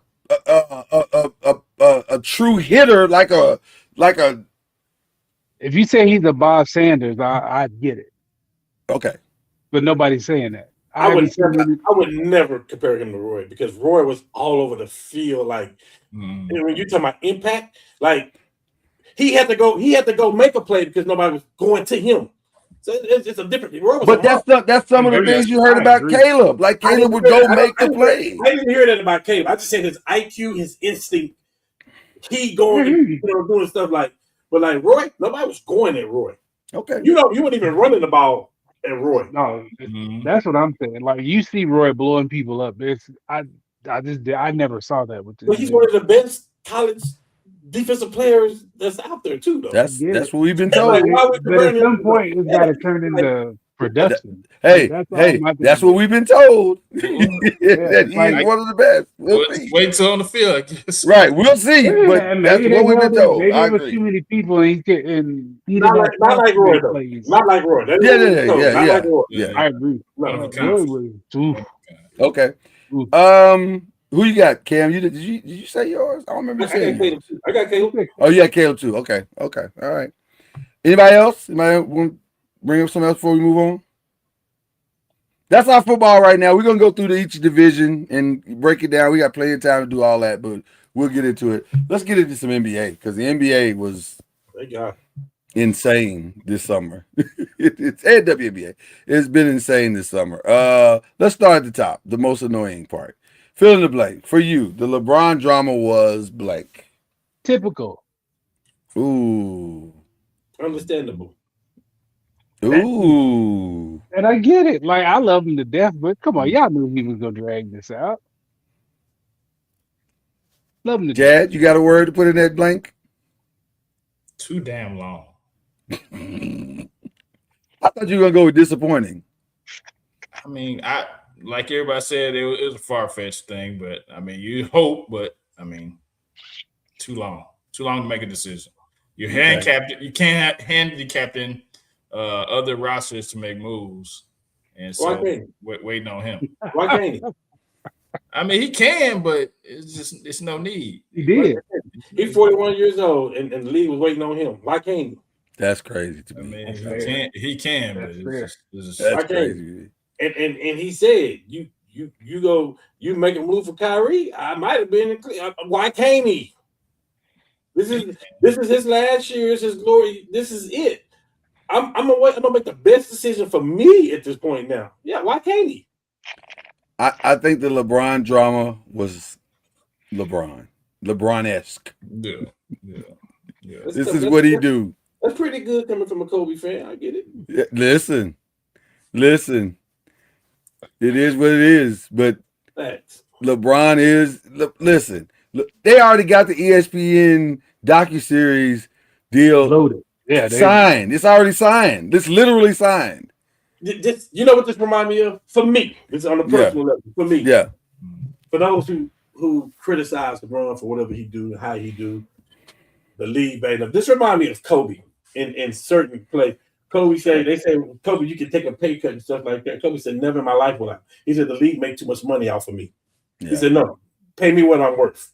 So in that aspect, I'm saying for LeBron, if I'm the league, I'm not putting out the games yet. I got to see where LeBron going because this is what's going to bring me revenue. You still making all this money off of LeBron? Yes, wait then, bro. You make the decision you want. We can say it's LeBron, whatever. The league don't even put a schedule out. Why? Listen, two things can be true. It can be as annoying as hell, and also he has the right to do it. Yeah. How much money are they still making off of this 41-year-old player? Listen, again, two things can be true. And what does that say about the rest of the league? What's opening day? Who they playing opening day? Philly? Who they playing on Christmas? It's either gonna be the Celtics or the Celtics, the Lakers, or San Antonio. Right. One of those three. The league is still making money. He is the number one revenue player out there still. I can't knock him, man. Isn't that crazy?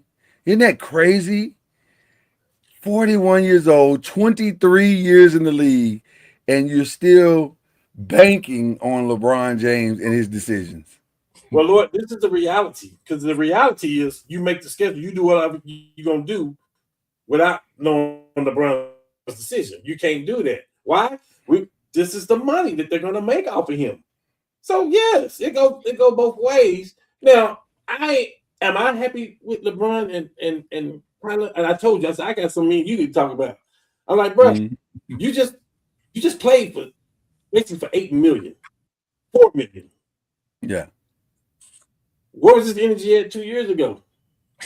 If you wanted to win some more with the Lakers, you could do the same shit, and we could have got another player out there like that, right? So that was the issue. That's the only issue I have. Yeah. It's like you did this for another team, like, bro. But he can't get the attention. He couldn't get the attention with the Lakers now that Luka's there. It's too.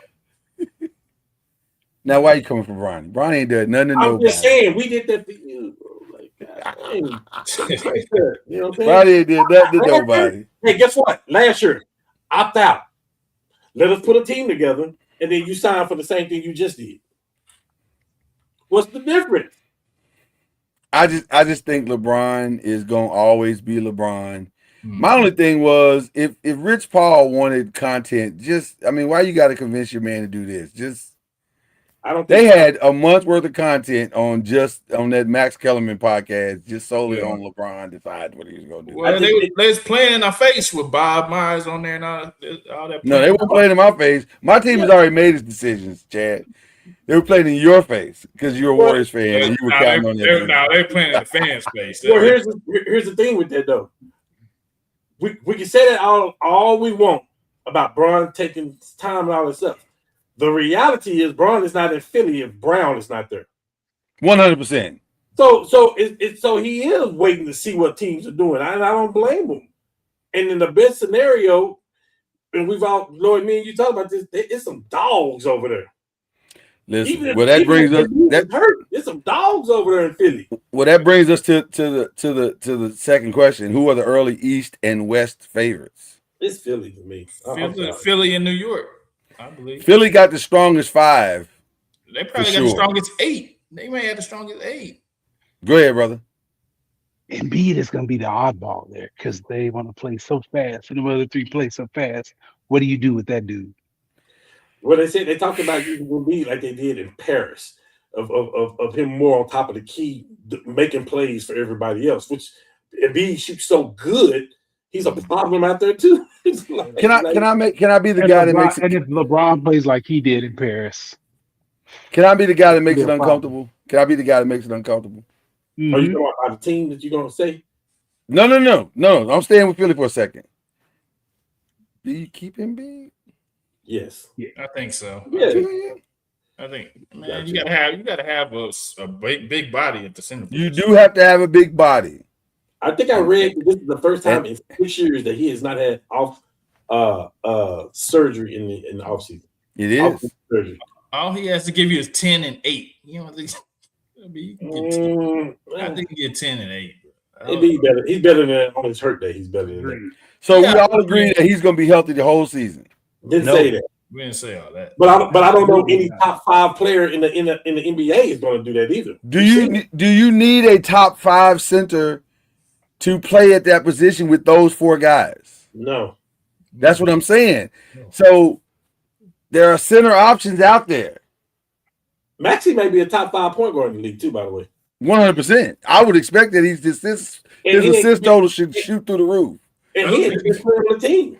I don't think you have to have a top center, but you just have to have a good backup because you know he's not going to be able to play all 82. So you got to have at least a viable backup. I don't think you need him to play. I think you need him healthy enough in the playoffs. Yeah, you don't need him in March. Mismatch. Yeah, to have mismatches and to dictate that way. So I think they need to do him how we did Bob Sanders the year we won the Super Bowl. Like he's hurt, let's get him to the playoffs. He hurt every game. So what's the minutes he should be playing each game? It just depends on his body. Like 30. I know somebody who knows him. They tell him not to jump. Like quit trying to block shots, quit trying to dunk, stay on the ground as much as possible because his body just can't hold up. So 30 minutes a game. I don't think that's no. It's just whatever. It's whatever his body needs to be ready to play in the playoffs. 30 minutes a game. maybe 25. But you don't want to waste them 30 minutes during the regular season. Bring him on as slowly, whatever you got to do to get. How many minutes would you give him? Me during the regular season? Yeah. 20, 25. Oh, you coming back? I thought you were going forward. Okay, so you're basically saying the same thing I'm saying. As minimal minutes as you can get away with. Yes, minimal. During the regular season, yes. Yes, sir. As minimal as you can get. How many minutes is in a quarter? 48. 12 in the quarter. Yeah. If I give him 6 minutes in a quarter, I think I did great. So 24 minutes a game. Not if that, yes. Okay. Now they're gonna be in position though. They're gonna be in position where some people may not have to play in the fourth quarter. I personally believe that. And I think LeBron and Embiid should not play many fourth quarters if this is done right. You don't need them. You don't want them playing fourth quarters a lot. You want them sitting and resting so that April, May, June, potentially June, they are fresh and ready to go. I got some young dogs that can do that. Yeah. You got 2 guys over there in the starting lineup with pink lungs. Let them run. Let them run. Yeah. Let Edgecombe run till his tongue is out every game. Maxey, let him run. Don't. Here's the thing, and this is my truth. If LeBron was not in Philly, I think Philly would still be top of my list because I think Brown is that good. You got 3 guys that can go get buckets. Can we talk about the elephant in that room, by the way? All 3 of them play defense, Byron. Yeah. Can we talk about the elephant in that room, by the way? And I'm looking right in the camera. Brad Stevens, what the hell were you doing? Like, did he catch you like right when you woke up and made that deal? And you didn't even hear what he said? And it was too late to rescind it? Because that deal makes no sense. Paul George? What? That's crazy. What? That's Paul George. That's crazy. And listen, I feel, I don't know if anybody feels worse for Paul George than I do. Because I think Paul George, when he was in Indiana, he was trending the right way. He was doing it. And even there were some moments in his Clipper uniform where he was balling as well. OKC too. Oh, and OKC too. I forgot about OKC. You're right. OKC too. So he is a victim of his own circumstances and his body somewhat betraying him. But having said all that, Jaylen Brown for Paul George is madness. At this stage of their career, At this stage of his career, that is madness. Yeah. Is that a worse trade than the Luka trade? No. Luka was a 5-time All NBA first. We'll see. Hey. I agree. But we'll see. No. I agree. Listen, right now on paper, no.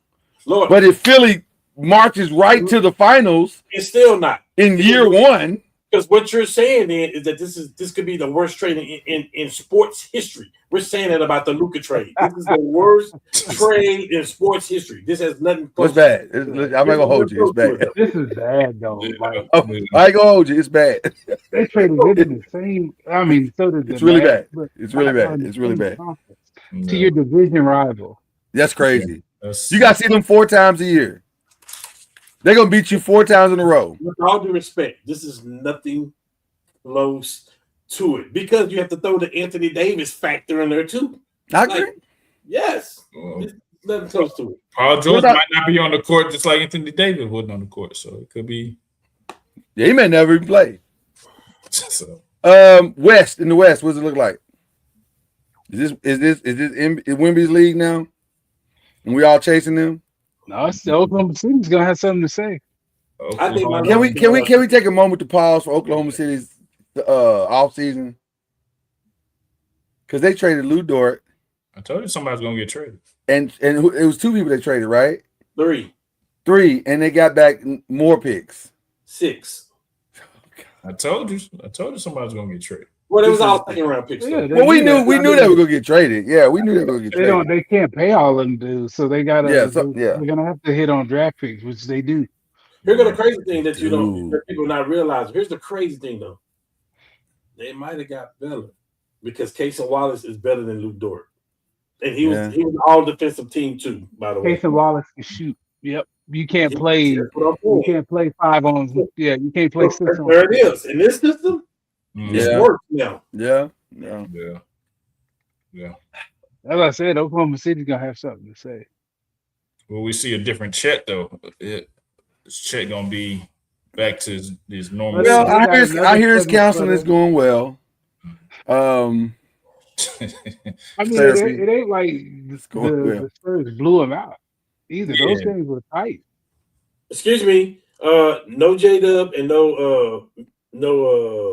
That's what I'm saying. It's the Oklahoma City's gonna have a say.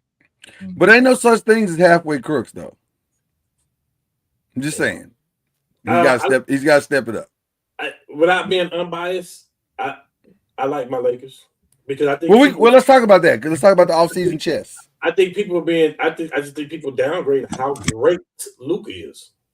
At the end of the day. Go ahead. You got 2 shitty wings. We're here. We're already here, guys. We're already here. My bad. Like we're already here. Defenders. Who? I just worried about defensively.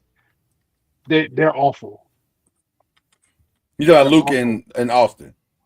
Austin is awful on defense, and Austin struggles with lean on him in the playoffs. That's my concern with the Lakers. It sounds like Luka and Kyrie. Yeah. Yeah, I wouldn't put Austin Reeves in the Kyrie category. Defensively? Oh no. I'm just talking about overall. No, not defensively. You said defense. I'm just saying defensively. I don't think he's offensively as gifted as Kyrie. No.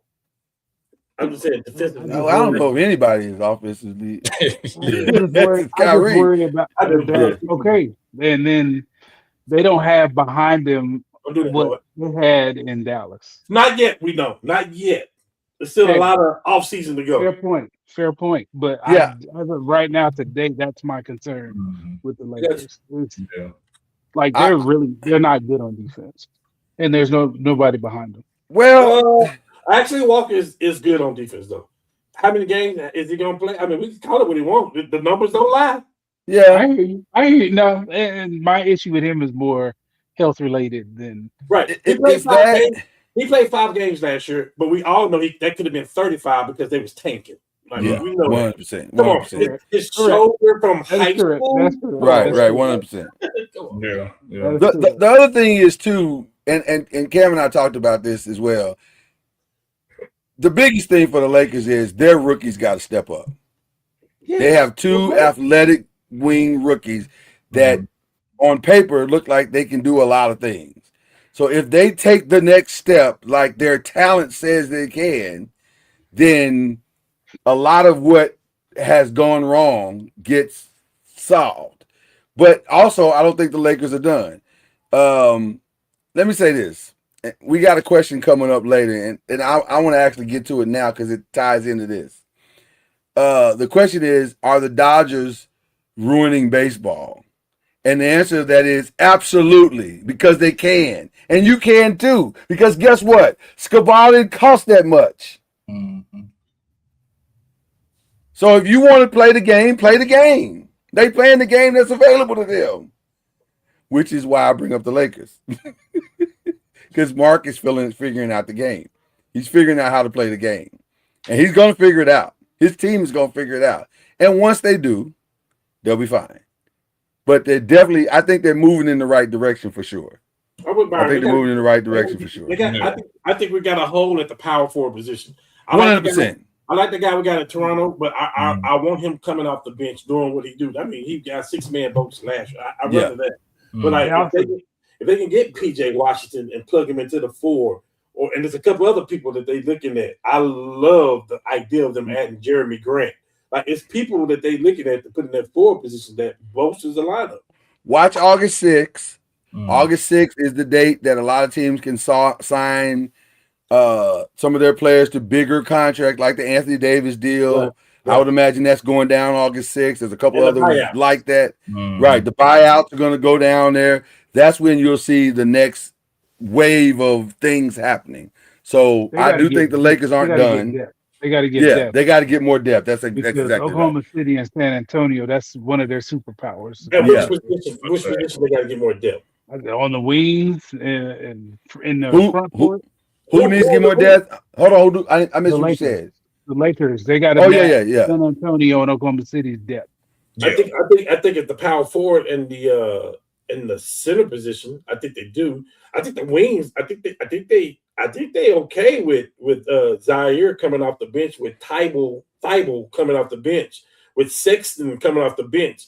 I'm gonna say Mbino, whatever his name is, coming off the bench. All these people coming off the bench. Do you think they can match up with San Antonio and Oklahoma City though? With their bench production, yes. Yeah. With the bench production, yes. Now, you want to talk about starters? At San Antonio, we're not there yet. If you want to talk about starters, this was with LeBron. We ran San Antonio through the ring.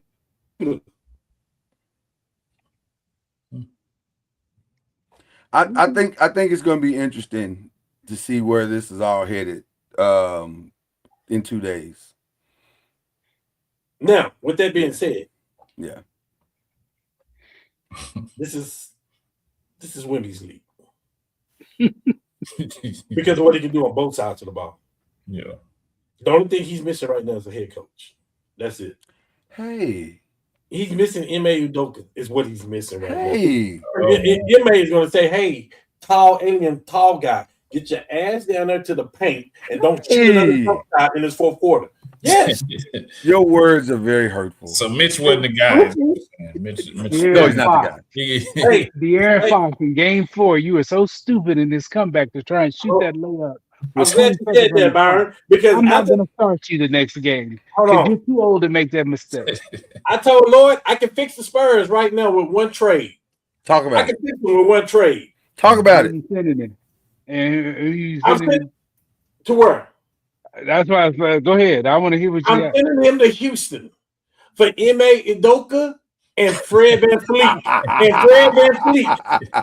That would fix it. That would fix it. That would definitely fix it. Yeah. Hey, your contract say you starting anyway because it should be Dylan Harper. I'm gonna send you over there.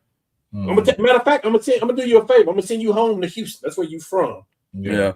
And I'm gonna get Udoka. I'm gonna get the coach.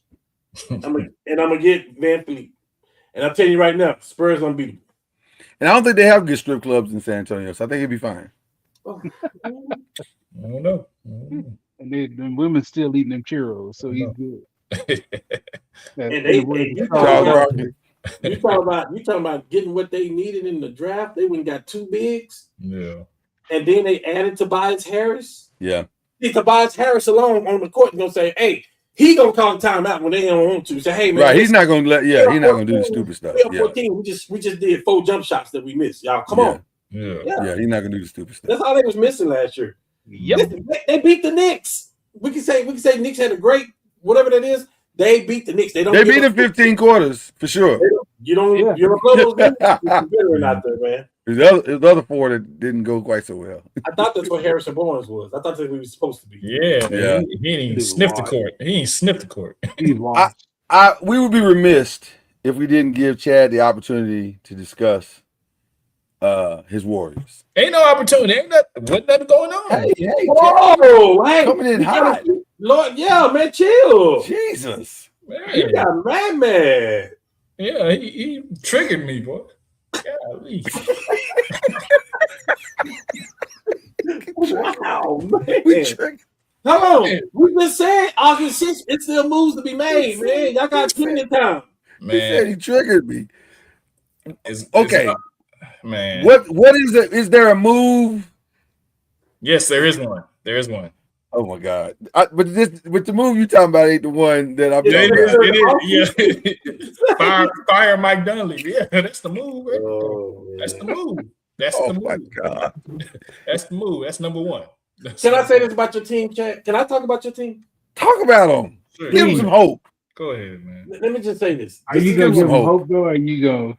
No, I'm already triggered, man. I'm already triggered. Don't do it. I'm not gonna trigger you, man. It's me. Feels like you're gonna trigger him. Feels like it. I want to give him some truth. That's the triggering part. When you came off the 10-year run that you had, this is the downfall of it, though. You had the contracts, you had all these players. This is the downfall. And inside that downfall, you try to rebuild a little bit to get back up there with your good players, right? I think the part that we messed up on, this is not about your GM. It's really not. It is. It really not. It's really not, Chad. It's really not. This is about when that fight happened, you went right when you should have went left. For me, with all due respect, Draymond, you can get the hell up out of here then. I'm going to keep Durant. I'm going to keep Steph Curry together. Because that's gonna probably be the best duo in basketball for the next 6 years. They didn't choose that way because Draymond got his whole hand on the team. We grew together. We did all this together. This is us. Sorry, Durant is Kevin Durant. He's the guy that don't want to be in the limelight like that. But I'm the best player on the court. You're talking about that fight. That was the one that killed it. Right, that's what I'm saying. Like, got you. I think they went right when they should have went left. That's what I'm saying. Just in my opinion. And I get why they did it. But can I give some truth too? Freaking Durant though, bro. Can I give some truth too? I believe it was the Prophet's voice to men that said, "How do I say goodbye to what we had? The good times that made us laugh, that faded away. I thought we'd get to see forever, but the ever is gone. Time to say goodbye to yesterday." You can leave the screen all you want to. You can leave the scrend all you want to, but the truth is, he said goodbye. It's time to rebuild. It's time. It's time. You said you'll go wherever Curry's going. We'll call him and say where you want to go. Because it's time. We're not having this conversation if Durant never left her. I agree, but he did. We can't operate in the hypothetical. We got to operate in the truth, like you said. So the truth is, it's time. It's time. You got a great rebuilding piece, though. What the Prophet Sam Presti has given you the blueprint. Go get these picks. Go get whatever you can, and you could get a lot for Steph. You could probably get 4 or 5 number ones for Steph. You could probably get 1 or 2 for Draymond, maybe. I don't know. I'm wiping a tear. You got to hit on them picks too. Now you got to hit. You definitely. Well, but he hit on. I think he hit on Yaxel though. I think he hit on Yaxel. I think he did. I think that's a solid pick. So if you can get some people like that, I think it's time to rebuild. I think you're the longer you let this go on, if you're not going to truly go all in, chips in the middle, Matthew Stafford Ram style, then let's move on. Let's just move on. Who was your GM? Mike Dunleavy. Before Dunleavy. The guy that pulled off LeBron James. And by the way, he's the one that didn't go get Giannis when Giannis wanted to go to Golden State too. Yeah. And by the way, shout out to Bob Myers. I was going to wait till later, but shout out to Bob Myers because Bob Myers did in 2 phone calls what Daryl Morey couldn't do in 5 years. They went from not contending to being the favorites in 2 phone calls. Man. So I that's just my opinion. I think it's over, and it's okay that it's over because all things come to an end. Hell, the Bulls came to an end, right? Miami Heat came to an end. The Lakers, Kobe came to an end. It comes to an end. Fat Boys broke up. Right? Dre left Death Row. Kanye mucked up his whole record label. Things come to an end. Chad, you ain't got to look at that tone of voice. That is rude as hell. Can we go to the next subject, please? Okay, all right, fine. I like talking about Golden State. You try to encourage a guy, make him feel better, and this is what you get. Let's talk. All season, man. Ain't no. Let's talk a little WNBA. Okay. I just got to ask this question, and I don't know if I'm that far off. Yes. I don't know if I am. You are. I don't know if I am. Dude, she killing it right now. She killing it. Olivia Miles is first. Age, okay. Age is the best. We know Age is the best. And there's a big gap between. We know Age is the best, but she may be the best guard. She may be okay. But she ain't the best in the league, and it's not. Can we stop? Can we stop? Is the wrong person? I don't know how to say this. Yes. Say it. Olivia Miles is good. Yeah. Say it. Did we have the wrong person on the poster? Yes. Yes. Because Olivia's amazing. Not close. She's amazing. Oh my God. She is amazing. Yes. So I thought her production was going to kind of drop down a little bit when Collier got back, but it hasn't. Nafisa is one of the smartest ladies on the planet Earth. She understood what was going on. She can get other people off. That's the beauty of her game. She can get off when she needs to, but she can get other people off too. I watched the Fever Lynx game this weekend. Nafisa stood right over there in that corner and waited for Olivia to drive and kick. She's not a fool. Yeah. She said, why am I out here on these 2 bad ankles trying to run up here and score in every point when this girl can get 25 and get me 20? Yeah. And I can stand here and get 20. Yeah. Yes. She's definitely, but they definitely got the wrong person on the poster. And by the way, shout out to Dallas who chose Love. And that's a choice. It is a choice. It's a choice. And she's going to be a good player, but she's going to be a great player. Yeah. She ain't going to be this. No. She's not going to be this. I'm sorry. She's not going to be this. No. So there's that. Real talk though. Can the Aces they be stopped? The Lynx. Who's the most likely team to be? Is it Minnesota? Are they the most likely team? I think so, yeah. I worry that they don't truly have a person that can stop Asia. Yeah, but their defense isn't what it was. It isn't. It really has taken a hit. And then here's the other part. With all due respect to the GOAT, Chelsea, she's one of the greatest. Mm-hmm. She has no shot to stop Olivia Miles. I've watched it 3 times now. It is not pretty. No, that's the problem. Yeah, it has not been pretty. The defense isn't good. And they don't have anybody that can come off the bench and slow her down. Like nobody. There's nobody that can stop her. So that's the X factor. So I don't know, man. No, it's not a. I don't think they're the favorite. Okay, who do you think is the favorite? I would say Minnesota right now. You would say Minnesota. Mm-hmm. It's hard to argue. It's hard to argue against it. They are really, really good. Yeah. Yeah, really, really good. Our last WNBA question. This season to me has been convoluted is probably the best word, with a lot of stupidity. From the Caitlin Clark foolishness to the Sophie Cunningham foolishness to Cheryl Reeves making her comment.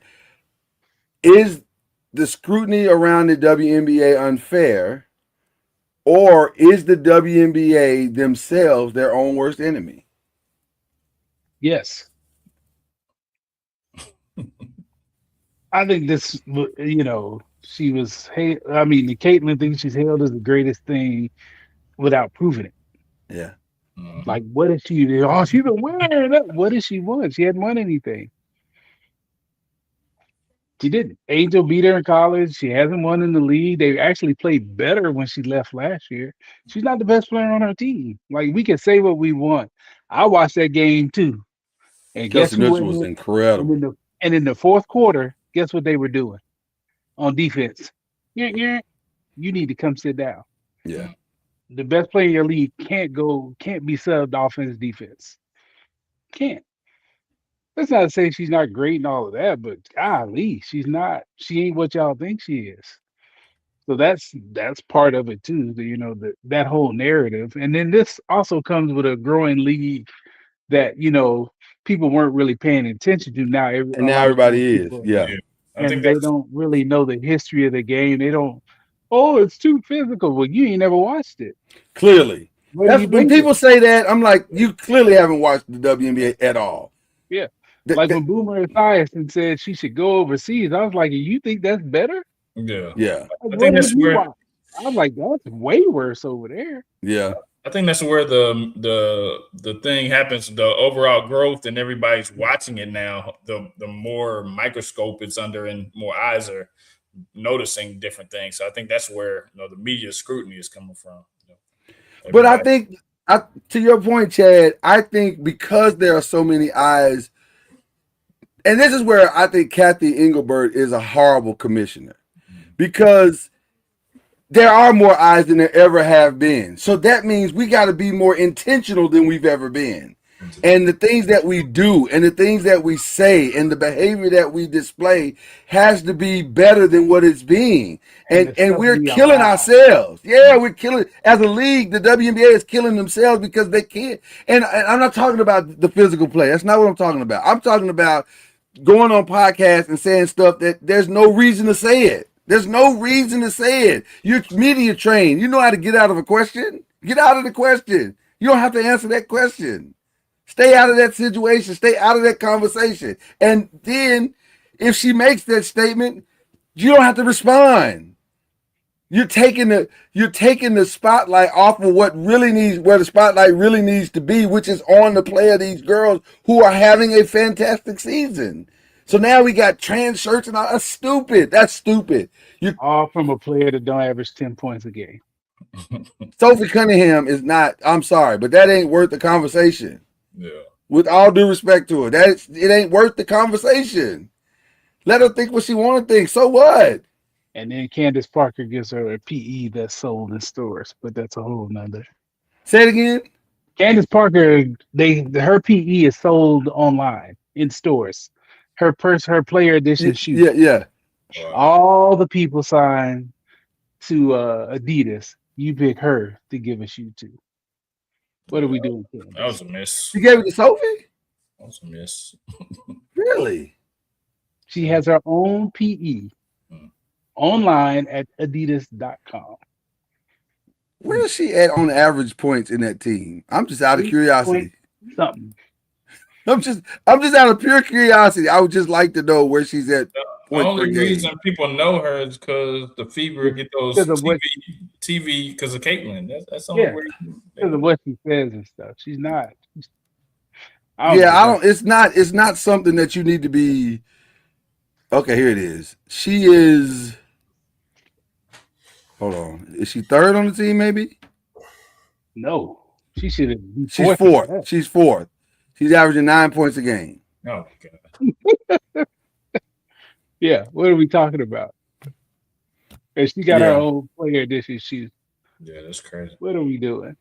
Yeah. Well, again, they're in territory they've never been before, so maybe that's why they did it. Like they're trying to, these are growing pains. These are the growing pains. It'd be if they had a real commitment. First of all, I think Kathy Engelbert is somewhat going to get fired at some point this season.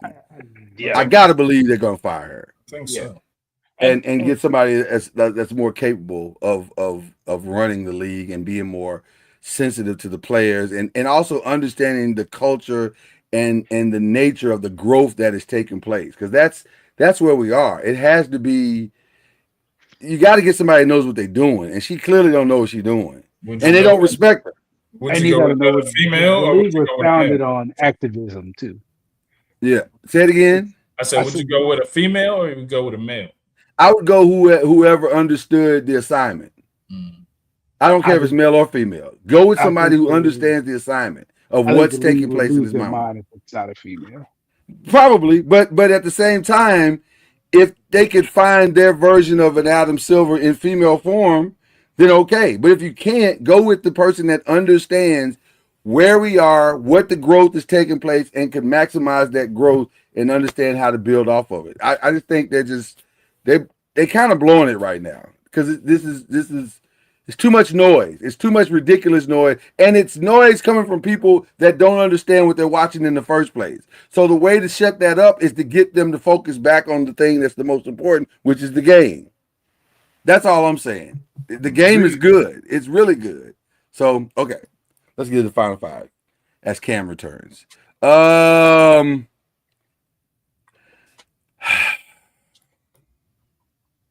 It's over, guys. Brock Lesnar is gone. Yeah. Officially retired from all sports.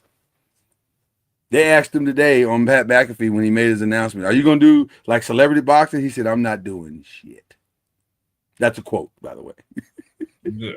I mean, your thoughts, Cam, on Brock Lesnar? First of all, putting Obafemi like all the way over, which was amazing. But also, thoughts on his career, thoughts on the retirement, the whole thing. I mean, it's just, he's one of the GOATs. It was a great career coming out of football. When you don't make it football and you got wrestling to lean on, and you can make just as much money as you would in football. What are you gonna say? But also becoming heavyweight champion in the UFC. I mean, just a lot. Yeah, I'm not just talking about wrestling. He's had an all-around good life career. He's had an all good life. Yeah, man. Yeah. Chad, what do you think about that? Oh, yeah, for sure. I mean, to be able to be dominant in two different entities, that is definitely GOAT status. To be able to do it for so long. I mean, he's 49 years old, and to be able to take a beating like that in two different genres is impressive. Yeah. I mean, he's had a good career. So, I mean, he gets to call his own shot and take it home and do what he's going to do for the rest of his days. But no, it's definitely a great career for sure. Can I say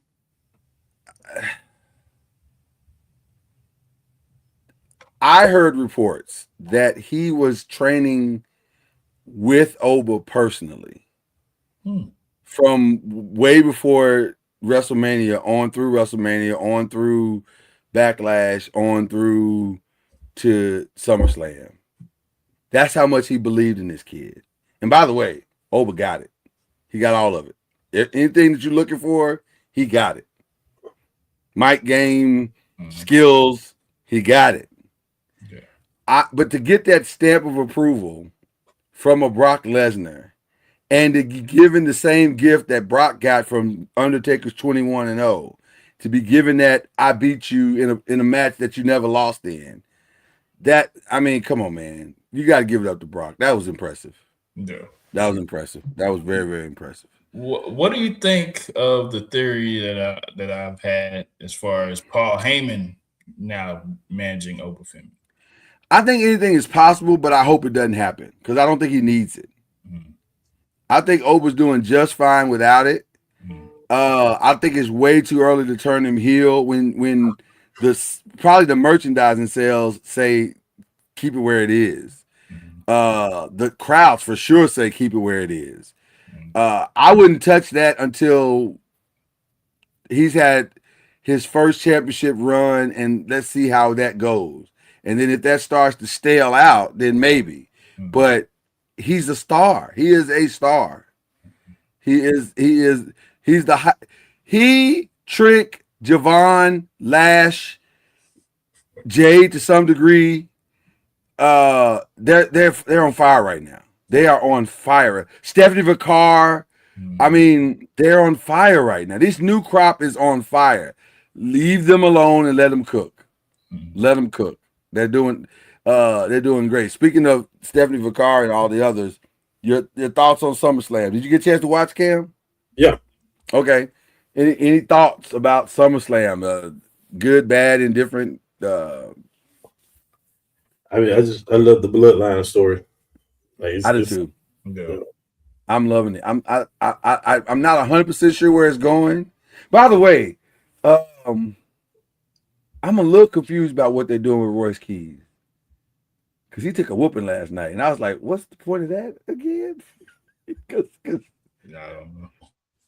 Because he took a whooping from 5-2. Like, he was doing good, and then he wasn't. And then at the end, I was like, well, what was the point of building him up in this match? Because he was getting cheered and everything. And then it was like, 5-2 was like, nah. And I was like, and now you got fake blood coming out his mouth. And I'm like, I don't understand what's going on here. Like, what are we doing? It's building up to something we know, but what it is, I don't know. I don't know either. I'm a little confused by that. I like Chelsea getting the belt. That was cool. Yeah. Love Seth and Roman in the masterclass. That was crazy. They're just so good, man. Roman is just he's the GOAT. I'm pretty close. I told Chad, Cam, I'm pretty close to saying Roman is it for me. And I know the old heads don't like that, but they would have a hard time arguing against me. Yeah. He's so good. He's so good. Huh? He's so Rock-esque. Yeah, man. And he's a better wrestler than Rock, if we're being honest. He's a better wrestler. To a greater degree, yeah.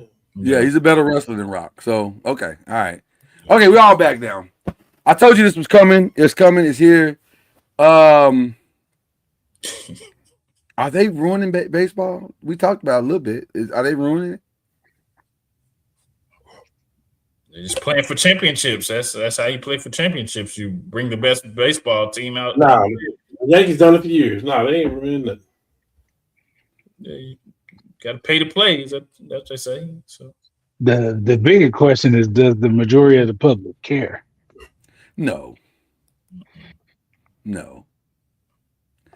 I'm going to say this, and this is look. And as I click over to ESPN, and the Cubs are beating the Dodgers right now, 5-1. Scabal is getting rocked, but his first game as a Dodger. The only reason I'm gonna say they're not is because I like it when the underdog beats I like it when David beats Goliath. I like it. I think it makes for more interesting sports. So if the Dodgers are super strong, and then you, as your team, happen to go in and beat them, that makes for a much better story. So I like it when there's a target in a league that everybody's chasing. I like it when the Patriots are dominant and then the Giants beat them at 17-1. I like it when, you know what I'm saying, listen, as crazy as it was with the Warriors for 72 or 73-9, and then Cleveland beats them on the last second. That makes for a better story. So I don't know. I like a good story. I'm here for the story. So I don't know. Are they ruining the league? Maybe, but who cares? Who cares? So, all right, let's get to the final stuff. What have we been watching this summer? A lot. I'm watching a lot. I have too. I'm watching a lot. I heard I need to start watching Lioness, so that might be the next one. So good. Oh my god, Lioness is good, bro. Okay, Lioness is very, very good. Yeah. That's a good watch. Shout out to Lena White and The Shy. They wrapped it up. Good ending. Solid ending. She stuck the landing.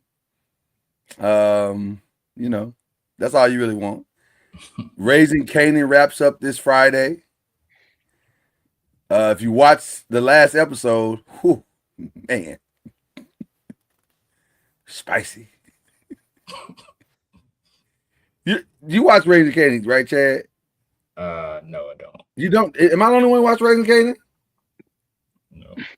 No. Once all the Power Universe goes on Netflix, and I'll catch up. Well, that's coming. Exactly. They've already sold it over. That's coming. So I'll catch up. Your thoughts on Raising Kanan? Were you pleased with the last episode? Ain't but one person left. I know. My only thing is, how did they get cool again? Juke and how did they get cool again? Because if you shoot my daddy in the church, we ain't gonna never be cool again. Ever. That relationship is over. So I'm trying to figure out how we got the power and they cool again. And we may not get that in this. We may have to wait till Origins to get the answer to that. But yeah, kill my daddy in a church. That's you listen. Right. But it was always still nasty though, even in Power. Like her attitude towards Kanan was always. But it wasn't. Yeah, they wasn't cool. They were cool, but it wasn't like. But we still can't, you can't be that close. You shot my daddy though. You shot my daddy. We not like this no more. But we don't know that either though. We don't know how this is going to play out. Where Kanan is the one that's accused of shooting him, right? So that may be something that Juke will never know. Oh, you're right. You're right. She may never know. She may never know. Yeah. That was a good episode though. I have no idea how this is going to end. By the way, no idea. There hasn't been one bad episode. Yeah, it's been really good. Really good. Anything else we watching? I've been watching them dragons. House of Dragon. Game of Thrones. I need to, but I have not. Okay. They wrap up this Friday. They wrap up this Sunday. I haven't. I need to watch it all, but I haven't watched it. They wrap up this Sunday, so that's been good. I've been watching I work at night, so I got time. I'll be working all through the night, so I got time. During the day, I have no time, but at night, I got time. I have playing on the background. Everybody's like, "How you watching all these shows?" I have playing on the background while I work. Yeah, I watched season 2 and 3 of Reasonable Doubt, which is a great show. Oh, Reasonable Doubt's very good. Yeah, Reasonable Doubt, and good cliffhanger on season 3. Real good, real solid. Can't wait to see it come back. Yeah. I watched Marshalls. I watched The Duddens. I watched Raising Kanan, and I just watched the entire thing of Shameless. Which who? Shameless. I've been flirting around with starting that because everybody that I've seen it says it's hilarious and it's wild and it's got a lot of good stuff. Yeah, it's wild. It's good though. Yeah. Okay. I seen that new Kevin Hart movie, 72 Hours. Awful. Yeah. Awful. Shame. Listen, I'm not gonna say what I said to my wife about what I felt about it because I can't say that here. But it's awful. I did not. I was like, Kevin, come on, you better than this, bro. Yeah, you better than this. This is not good. I mean, somebody pay me $20 million. But listen, I get it. I get it. Yeah, I get it. I get why he did it.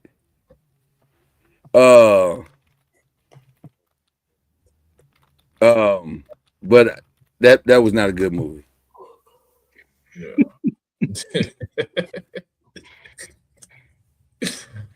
I'm just saying. Like, come on, man. You better than that, Kevin. That's pretty much it. And then my food shows. I've been watching my food shows. So, you watch the Great American Truck Race? You watch that? I don't watch that one. Yeah. That was interesting. That's been good. That's been good this season. I don't like this new barbecue one. It's something off with it. Yeah, it's too slow. Which one? The Pitmaster. Oh, I watched the Barbecue Smokeout. I watched that one. Yeah, I do. I watched. I haven't seen that one. Okay. No, this is is that on Food Network, Chad? I think so. The Smokehouse? Wait, hold on. Let me see.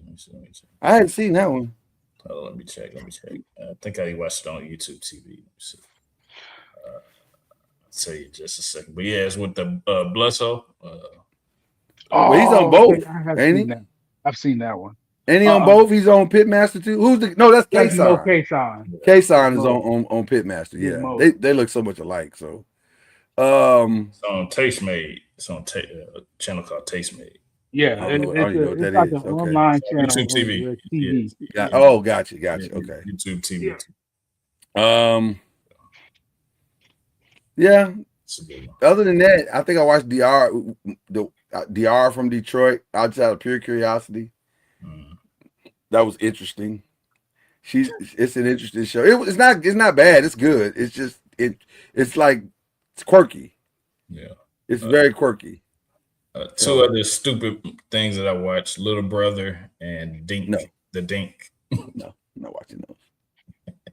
I looked at the trailer and I was like, I refuse. Yeah. I refuse. And I like John Cena, but I'm not Gary. Come on. Yeah, it's he makes some very questionable movie choices. Well, again, when they pay you $20 million, I mean, it's the money. Yeah, that Munyan be calling you. And, I mean, yeah, I don't know. All right, that's all we got. Who we praying for? Anybody getting prayer?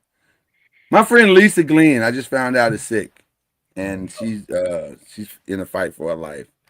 So I want to pray for my friend Lisa Glenn. She's a special lady. Been friends with her probably 20 years. And so I'm praying for her. Praying for her as well. Yeah. I want to pray for Mike Dunleavy, because if I was in California, I'd go slap him upside the head. But hey.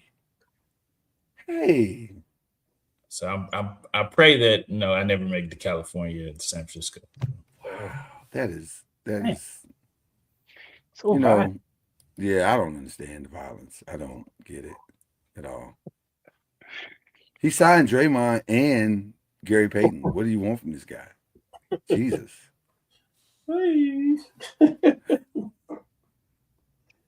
Can't please some people. You just can't please some people. Is anybody else getting real prayer? Real prayer.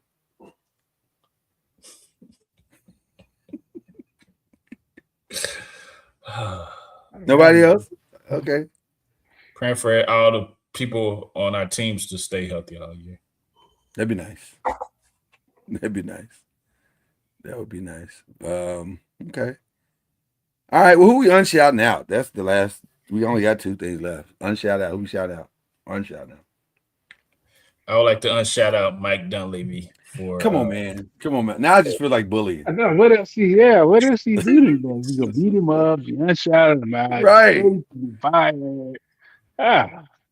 Hey, and don't try Mike. Mike might whoop your ass. Now don't play. He might. Hey, Mike see you in that dark alley and come for you. I used to take karate, so I'm good. Oh.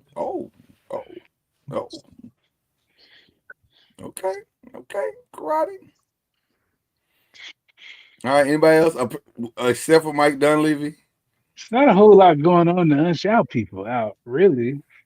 Oh, go ahead. I got ESPN. Stop putting that girl in the ES. Don't put that girl up there in the MVP race no more when she's not the best player on her team. Oh no, you went a different route. Okay. You went a different route. I was going ESPN because I'm saying you ain't gotta fire people while they on the air. That's unnecessary. Oh yeah, I'm pretty much off them unless it's live sport events. I'm not watching them. Yeah, show that man some respect. Because that's crazy. You didn't have to fire him while he was on the air. The reason they fired him and the reason they kept and paid somebody else is kind of glaring. Says a lot about both of them. Yeah. Yeah. Okay. Cam, you unshouting out anybody? Unshout? No. You feel good about everybody? Right now. There's a whole lot going on. Not really that much. But who you shouting out, Cam? I got a shout out for Cam. Happy 1 year anniversary. Right. Happy anniversary. Thank you. Yes, sir. I'm shout out to the full circle comeback for Daniel Jones because we was balling out of control before he got hurt last year. At number one offense in the league, he was leading the league in passing. Jonathan Taylor leading the league in rushing. So I'm just glad that he's back healthy. Better get that contract right for a certain running back. Do I know? They better get that contract right.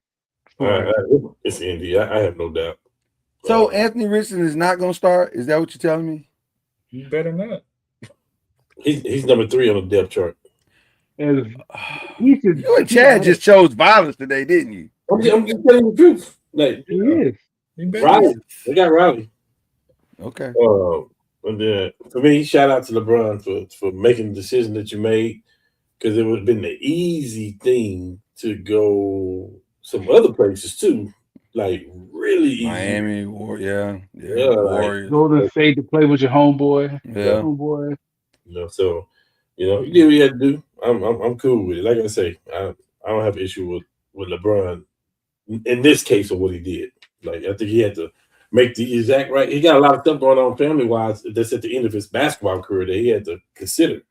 I mean, like he's staying in New York, be going to Philly. Like it's crazy. Like so. We say we should all be so wanted at 40 plus. Man, I will never lied. Man. I will. And then I want to shout out to probably the hottest team in sports right now. Period. Listen. We could all joke, but it ain't no lies being told. 15-1. We was at the bottom of the barrel, brother. We was last place. Yeah. Come on, man. 15-1 is where they are right now. And I think we won tonight, like maybe 15-2. Oh, they won again tonight? Yeah. So they 16-1. No, it's different now. But they had like the best July that they've ever had. Yeah, it's crazy. It's crazy. Yeah. They won tonight 14-2. It ain't bragging if you back it up. Yeah. That's momentum. It ain't bragging if you back it up. I want to give a shout out to my little brother. He's putting up real numbers in these streets. Baby number 5 is on the way. Ooh. Yeah. Starting 5 over there. You give it this is a shout out or unshout out? Well, depends on you ask. My grandmother said, and this is funny. All the reason I'm sharing this was funny because she said, when I told her the news, she said, I thought you told me he was getting it together. I said, he is getting it together. He said, what are you trying to have a baby for every name in the Bible? Oh, man. Hey, kids are a blessing from God. I'm all for it. Yeah. Kids are a blessing from God. I'm all for it. It's a blessing from God. I'm all for it. And clearly they like blessings from God. That's what I'm trying to tell you. They are all in on blessings from God. So, listen. I'm the uncle. I get to send them home. So it's all good. That's great. It's all good. So shout out to my little brother, man. Shout out to the little brother. And I guess that's all I got, man. Glad to be back. Yeah. Glad to be back. Glad to be back. Hopefully this is going to be an exciting year for us. I'm sure it will be. I didn't do my shout out. That's right. Neither. Oh, you just forgot about us. Yeah. Well, you know what? Chad, you've been so negative tonight. I think you just I got a positive shout out. Do you really? Because I do. I don't know. I do. Go ahead. We'll Byron. say the best for last. I'll let Byron. I'm gonna shout out the idiots in the SEC who voted Oklahoma 7th in the SEC, and the coaches picked them 9th in the country. I appreciate y'all for that bulletin board material. Put that battery pack in our back. We got something for y'all. What? You should see the picture of John Mateer. Like, hold on. Wait a minute. Before we get to John Mateer, I want to make sure I heard what I heard correct. You heard what the SEC voted them 9th. 7th in the conference. 7th in the conference.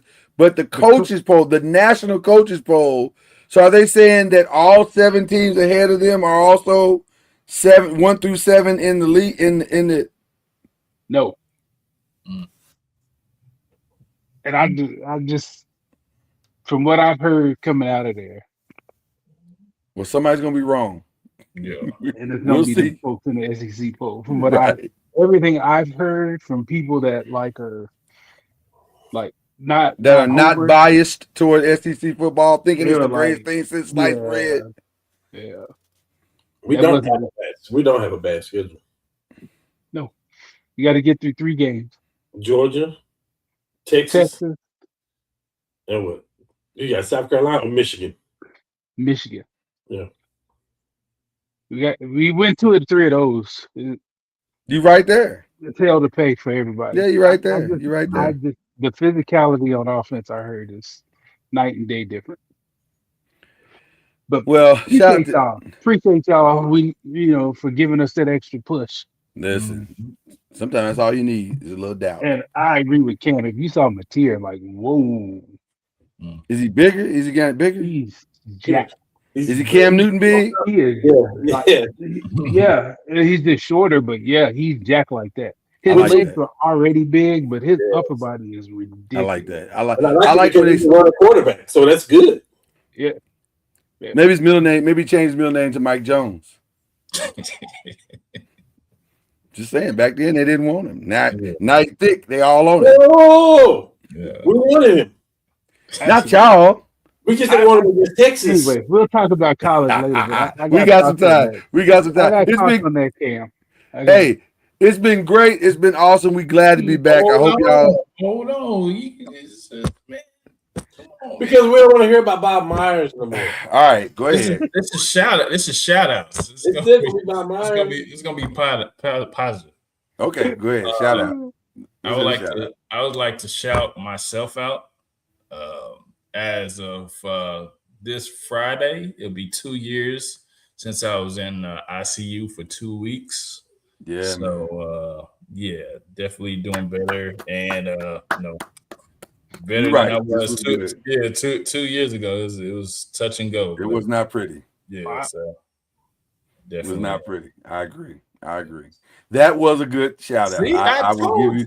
I will give you credit for that one. I was concerned, Chad. You've been very negative today. Hey, We've tried to encourage you, and you have been very negative. With negativity comes positivity. So Yeah. By the way, shout out to Bob Myers, who fixed his team with 2 phone calls. held us out to dry. Let us out to dry. He didn't do nothing. Y'all didn't want him. Now he hot. You all on him. See what I did there? See how it's called a full circle moment, Chad. You're triggering me again. Well, let's go before we trigger you all the way. God bless you and good night.